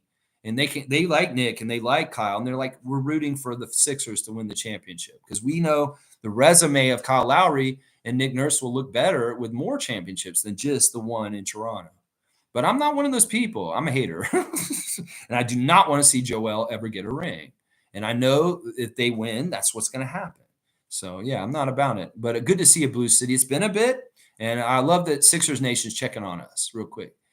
G saying Oshai was the highest plus minus. Yeah, I noticed that. That's a factor. And I think this speaks of his defensive presence is what it is. Cool Cat saying Kayla Gray and Savannah Hamilton ask thoughtful questions. Yeah, they're journalists. In some ways, I hate to say it because they're women and women of color. You know, in some ways, they have to be good at their job. In some way, they have to get the chances that they get. You know, it's just like Marquise. Marquise, you're really short. And, you know, you have a lot to overcome. In some ways, that's the way it is. And it's not totally fair, but it's true. And I love their professionalism. And I completely agree with the sentiments that they are the ones who should be asking the questions and get these jabronis like Mike Ganter and Michael Grange the fuck out of there. Seriously. James is saying we should go Indiana Pacers have a deep bench. It's hard for us to attract free agents. I think they have the best bench in the NBA, the Pacers. All right, let me break this down fairly. Well, we'll just have to see. We played the Pacers very close this season with very close outcomes, like both very like single-digit wins, I think. We won by one over them. They beat us the last time by not much on Valentine's Day. So I don't know. I think we'll play them close. I think part of it is they're similar to the Hawks. These two teams don't have the best defense. And in some ways, we match up well against teams that don't have the best defense. Some of the teams that have really good defense, we're having trouble scoring. But when it's the Hawks or Atlanta, we find pretty good scoring for ourselves. So I feel good about playing the Hawks or the Pacers more than I feel good about playing teams like the Celtics or other teams that are playing very high-level defense. So I think we have a shot against the Pacers. It may be a scoring contest, and we got firepower now. So don't count us out. Don't count us out on this. As far as you saying it's hard for us to attract free agents, I don't know if that's exactly totally as true as it used to be. I think we'll see this summer. You may be pleasantly surprised, James, with the work that Masai is able to do in free agency this summer. And there may be a name coming here that you'd be like, holy crap, we actually did get a good free agent this summer. So we'll see. You know, in some ways, Emmanuel is a restricted free agent, but he resigns with us. That's a pretty good free agent, even if he's restricted. Blue City saying, how do you guys feel that Kyle Lowry is playing for my Sixers? I love it in some ways for Kyle because it's a childhood dream of his. And I can really tell it's really special. I love the stuff he's putting on his Instagram. You know, it just doesn't, it makes a lot of sense. You know, I know when he played for us, he really took special care to try and beat you guys because he wanted to beat Philly over and over again. He really did. His record against the Sixers as a Raptor was almost unblemished. I think he may have lost you guys because we had a win streak against y'all for most of the time he was on our team that was like 12-0 or something like that. Y'all didn't beat us for the longest time when Lowry was on our team. And it was partly because of the hometown connection. I think this is a full circle thing. I think it's amazing. I'm really happy for him. I'm really happy for his family. In some ways, I'm happy for the people of Philadelphia to get that chance to have a hometown hero like him come in. He could help you guys a lot. In some ways, it's good that Pat Bev's gone. I mean, the whole thing with Embiid being out is really screwing up your season. You guys are having a hard time winning right now. I can tell. And it's tough. In some ways, like I said, I'm not rooting for you guys. In some ways, I love Kyle. I always will. I love that he's there and you guys get to share love with him, the city of brotherly love. But I hate Nick right now. I absolutely despise Nick. Nick is fucking turncoat. Nick is like the coach Vince Carter. It's like Vince Carter to us right now. Vince Carter turned his back on the Raptors. He said some insulting things on his way out and went and played for the Nets and then beat us in the first round of the playoffs. So, yeah, he's a turncoat to me. Nick Nurse, in some ways, I despise him. And I'm not going to like Nick Nurse until he retires from coaching, until he's done completely. So I will root against Nick more than I will root for Kyle. And that's how I feel about it. Yeah, James is saying Kyle Lowry is 37. He's going to retire soon. Well, I don't know how long it'll be. He could retire soon, but he's going to get that last hurrah with the Sixers. And then he'll come and sign with us for one day and retire as a Raptor. That man's a man of his word. And even though he's a Sixer right now, he will turn around and be a Raptor one more time. And he will retire in our jersey. That's what he promised. He would sign for one day and do a ceremonial retirement as a Raptor. So Infamous saying, I agree. I like Savannah and Kayla. They're the good ones. They ask good, intelligent questions. We need more of them and less of the Grange types. For sure. I'm going to give a dunk to Infamous for sure on this and Cool Cat. I'm going to give both y'all a dunk for these ideas. I agree. I mean, Orrin Weisfeld, Samson Folk, there are good other ones too. But the two ladies have been fantastic, honestly. And Savannah, your game has gone up in the last 2 years so much. You're growing like Scottie. I'll just say that. Your growth in your game is very similar to Scottie's. You're expanding and doing very, very well. Cool Cat saying, Lex, Raptors will beat the Pacers in Pascal. Pascal plays Luka, the Mavs, then the Raptors. So they're playing the Mavs tomorrow? Oh, yeah. Raptors having 27-foot centers, and Miles Turner is no match on defense. So you're saying because we have the 2 7-foot centers, that's what you meant. There's a space between the 2 and the 7. Okay, because we have 2 7-foot centers and they don't have enough big guys? Maybe. That may be right. Jalen Smith was hurt in the last time we played the Pacers. Will he be back for this game? They were running their third center, remember? Because Miles was out. He's on my fantasy team. I should go see if Miles is healthy now. Yeah, I think Miles is off the injury list because he missed the last game against us when the Pacers played us on Valentine's Day. He didn't play in that game. Well, we'll see. We'll see. The center matchup, if it can be an advantage for us, that'd be great. But I won't bet on that. If they have Jalen Smith and Miles Turner, that's not bad. I mean, I get what you're saying. Maybe we're a little bit bigger. Nako's saying Grady starts in 1.5 years. That's your prediction? He's going to be starting in 1.5 years from now. So not next year. He'll start his third year. Okay, I can see that. Cool Cat saying Grady being 6'8" will grow to 6'19". What? Holy crap. 6'19", shooting guard starter. That is my vision for his. If he's 6'10", if he's the size of Duncan Robinson in the next year or so, because he's continuing to grow as a 20-year-old person right now, I'm all for it. If he adds some size, he's still one of the best three-point shooters from his draft class, if not the best, and he's a good defender, scrappy all over the place. The size and the height on top of it, yeah, that pick's going to look better and better. Masai and Bobby will look more like geniuses for getting Grady Dick at 13 because he was projected for 7 or 8. And everybody's like, why is he projected for 7 or 8? Well, we're finding out now. In some ways, it makes total sense why they were projecting him for 7 or 8 in the draft last year. Seriously, it's making way more sense right now. Yeah. Tom's saying 6'19" is like 7'7" George Mirzan. Holy crap, that's really tall. Wayne's saying on starting lineups, my view is that we should have a second unit with at least 2 players who could be starters. With Oshai, Nwara, and Dick, who starts should be based on matchups. Minutes are key. Wayne, this all sounds extremely intelligent. I'm behind it 100%. I agree with it. Absolutely.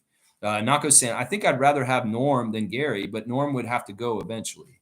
It's a price thing. We can't make this decision now. We made it a long time ago. We wanted a younger version that had upside and ceiling, and we wanted to pay him less. Norman was about to get paid. And that's why he got traded to Portland and we got Gary Trent Jr. In some ways, this is a move that Bobby Masai do. In some ways, this is kind of what we did with Pascal and OG just now. When guys are about to get paid, well, we want to get the young guy that we can pay less and they will grow into more potential. And we get the gains from their development added to the success of the team. When guys get to a certain level and they're about to get paid, well, that's when it's time for them to go. Because we're trying to garner new success and building from young guys that have not gotten to anywhere where they're scratching the surface. That's what Emmanuel is. That's what Scottie is. That's what Grady is. And in some ways, Norman is a known quantity and where he is. And that's the same thing for Chris. And that may illuminate why Boucher is not playing as much, is because he's a known quantity for where he is. He's developed almost fully. Let's just put it that way. In some ways, the coaches can look at players and look at where they are and understand where they are on their development curve. And Chris Boucher may be near the end of his development curve as far as getting better in certain ways on certain things. Norman, I mean, he's gotten better with experience and old head stuff since he's left here, but has he really changed his game? Has he expanded it in crazy ways with his stats? No, he hasn't. No, he has not. And that's what it is right there. It's about the price with the output. And gaming, paying cheaper to younger guys coming up like Gary after him and getting the gains from it on the lower salary. That's it right there, Nako. G saying, every time Grady made a shot, you could hear the Hawks fans. He's going to be a league favorite, in my opinion. Yeah, it was goofy. He's so goofy in some ways. It's like I said earlier, he made that one little layup where he didn't even leave the ground. And I was like, that's like a shot I would make in this game. It's like no skill. It's just kind of like he kind of just flipped it up over the rim. Yeah, he's goofy. In some ways, he's kind of got that Rudy vibe that you want to root for him as an underdog. You know, some people will like Grady just because he is so goofy and he looks out of place in this league in some ways. He will have fans that are just because he's such an anomaly in his look and how he is on the court. Everybody's like, oh, yeah, I can punk that guy. Look at that white kid. Look at that white boy. And it's like, whoa, no, wait, that guy can play. And everybody will be like, yeah. Yeah, his goofy white boy moves. I mean, there is some of that in truth. I mean, I'll say that. James is saying, I want to see a lineup of Quickly, Trent, Grady, Scottie, Olynyk before the season ends. Lots of shooting and cutting. Yeah, there's a lot of interesting, yeah, I could see that. I think we've seen that lineup at some point. I want to think we have.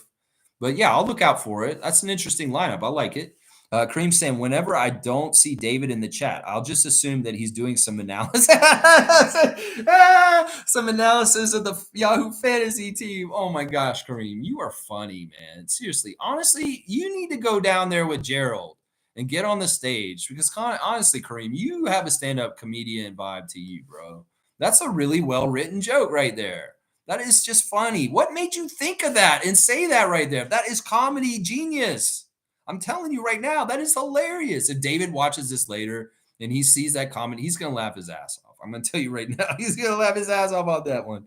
That's so good. Yeah, I'll assume that too. I'm just going to start assuming that also.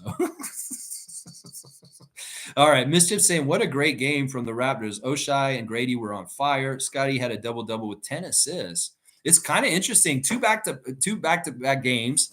Brooklyn and then the next night Atlanta, and Scottie gets double-doubles in both games. But in the first night, he got a double-double with rebounds, and the second night, he got a double-double with assists. That's the versatility of the skill set of Scottie Barnes right there.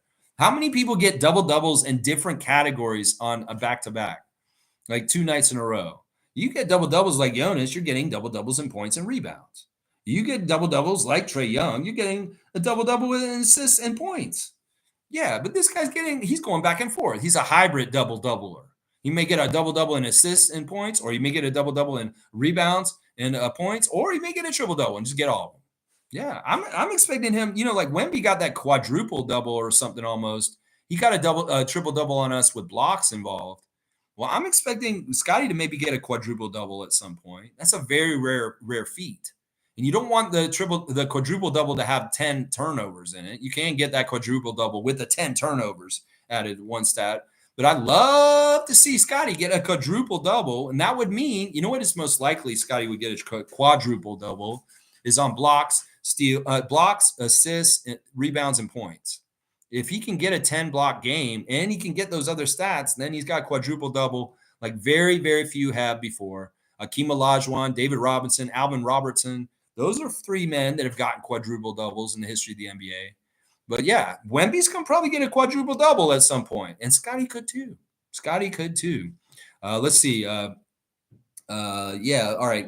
Chris is saying, have a good day, people. Doing my gonna dunk again workout here. Tom Duke, did you make it back with the mug? I'm sure he did. Somehow, some way that mug got back to British Columbia. I'm sure it did.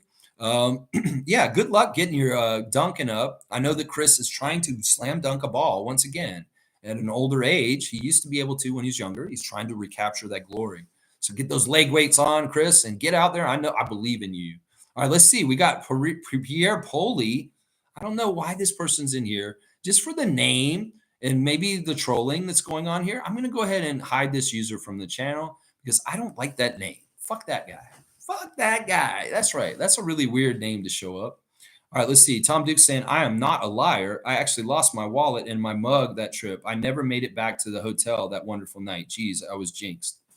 That was messed up. I remember that night. Tom lost his wallet at the game, and then he didn't have his mug either. So he lost the mug in between all of that. That sucks. That's too bad. We'll get you another one next time.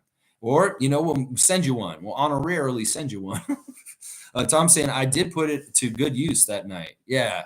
Yeah, that was an interesting night. And yeah, it is what it is. It is what it is. I wish we had won.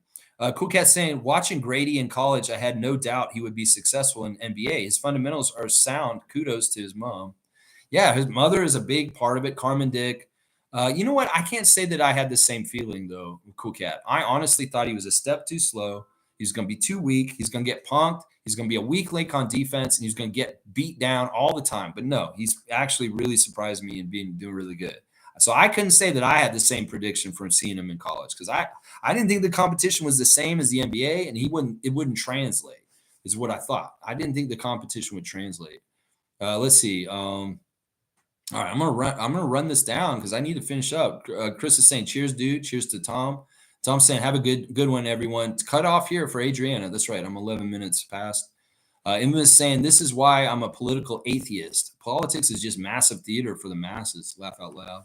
I respect that. I respect that. In some ways, it's all just a stupid game, and it's dumb. And in some ways, you're right. You're exactly right, Infamous. But also to a degree, people are taking control of things about our lives, and in some ways, they do have power.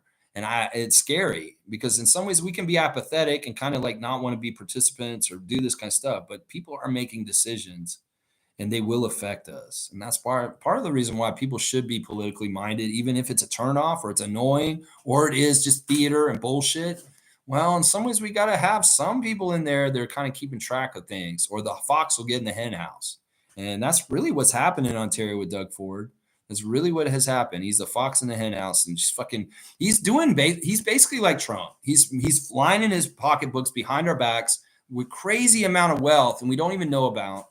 That is really gangsterish. Like he very much runs Ontario like the mafia. He's a favor, sweetheart guy. And it's really destructive what he's doing because he's hurting a lot of programs, hospitals, schools, all kinds of different things to just for cronies and his own money. And it's sad and pathetic. It's awful. Cowboy saying, I walked you there, Tom. Yeah, you walked him home, but he had lost his wallet already. Tom said, epic walk home, but mugless. Good that you didn't have the mug or you didn't get mugged also. That late at night, walking from the real jerk through town. Yeah, game over. All right. Cowboy saying, I'll get you another one. No problem. Good times, Lex and Raptor Freaks. Have a great and safe day. Let's go Raptors. Reminder, tonight there is a Raptors 905 game at 10 p.m. Eastern time against the Santa Cruz Warriors, a rematch. So check that game out tonight. Just real quick, the referees once again for that game are Tyler Merkovich, Catherine Chang, and RJ Johnson. So you want to watch some Raptors 905, they're on at 10 p.m. late on a Saturday night. I don't know how many people will want to do that. Monique saying, W stream, Lex, keep at it always. Good times, go Raptors. Let's try and keep climbing. That's right. Peace to you, Cowboy. All right, I'll read one from this idiot here. Let's see. All right, let's see. Oh, my gosh. Pierre Poli. All right, I'm not even going to read this. Yeah. Okay, yeah, this is an idiot. Get off the stream. I'm reading like hateful stuff. Sorry, Adriana. I'm reading this guy's telling me that Pierre Poilievre is going to be the next prime minister, and you should get used to it, and that you and Canada are going to have all this. I don't know what he's saying. Either way, he's out of here. He's out of here because, like, honestly, I just don't have time for this. Pierre Poilievre is an awful person. Do not vote for him. Progressive conservatives are assholes. They're really bad. They're closest thing to like fascists. They want to take powers away from people. They want to take away the right to abortion. They want to take away all kinds of different things. They're the anti-freedom platform. So if you don't like having freedom, vote PC. How about that? Is what I'll say right there. So yeah, if you really don't want to have no freedom, then you go ahead and you vote PC. This is weird. Our Kings fan, are you the same person? Like it's Pierre Poilievre or whatever? This bullshit. This is so crazy. Yeah, you go ahead and be stupid and proud of your freedom convoy, you idiot. All right, let's see. Here we go. All right, moving along. La la la la la la la la la la. All right, Wayne's saying, Pierre, you're a bot. Get the fuck out of here. Yeah, I don't know if he's even a bot. I think he's just a piece of shit. Rich and free. What the fuck? W Stream Lex and fam. Chris is saying 10 minutes. ATA, Adriana incoming. Yeah, she did. She came down here. And I'm sorry I got mad at you. It's just you always come and talk to me when I'm reading the most angry things that make me mad. I don't want to associate your loving touch with me going off on a Pierre Poilievre fan. Sorry. It's all good. Don't be sorry. It's not your fault. It's a fuckface's fault. Jam Joss. Oshai has special defense. His foot movement is looking almost elite. Trey and DeJounte looked kind of frustrated when he was in the game. Yeah, I think he was stymieing them for sure. Good to see you, Jam Joss. Always good. Nako's saying PP, more like PP poo-poo. Oh, got him. I'm going to give me a dunk. All right, I'll give you a dunk, Nako. Yeah, fuck that guy. Go make some comedy about him. Get on stage and talk shit about him. Just say he's a fucking piece of shit. Write a whole thing about Pierre Nako and get on stage and just roast him. Roast him. Yeah. Cool Cat saying, it's so funny when Raptors beat Pacers, it took Pascal being a one-man wrecking crew on their defense. Then the Pacers beat the Raptors with Pascal impact shots, dragging them with 7 players out through third meetup. No, Siakam's been winning the matchup between the Pacers and the Raptors. When he's involved on whichever side, that side wins. Well, let's change that. David's here, 2 down, 25 to go. David is here. So he was fixing his Yahoo fantasy team. David, he's talking about the wins. I thought you were talking about the bad people in the stream. David's saying, Abaji starting to show his true colors. He's going to ball out for us. My next jersey. So David wants to honor Abaji by getting his jersey soon. Awesome. Cool Cat saying, so Lex, basically Raptors is a farming complex for the NBA. Develop our players. Then when it's time to pay, trade them. That's why I ignore Raptors marketing model. No more attachment to players. No, you're not understanding what I'm totally saying. Cool Cat, it's not that we farm them out. It's just that we don't want to pay that amount. And it's not a bad thing. It's a good model. Honestly, in some ways, the way we won our championship was a little bit on this kind of model. We were having the young players like Fred, Pascal, OG, and those guys were making less money at that time because they were showing their development strengths. And they were a big part of our bench and why it did really well. I'm almost done. You're making noise over there. We were doing well because the young development of Fred was growing up above, underneath Kyle and all the rest of them. That's what I'm talking about. We want to mimic that. We want to have an underclass of good growth from young guys. And in some ways, when guys grow to their potential, and it kind of doesn't get us to the next part, or we're not seeing growth in that, in some ways, that's what we got to do. Now, some players will grow and grow and grow. Like Siakam, I really do believe he's continuing to grow still. But Scottie, we will definitely invest in and let him grow and grow and grow. I don't know. It's a weird thing.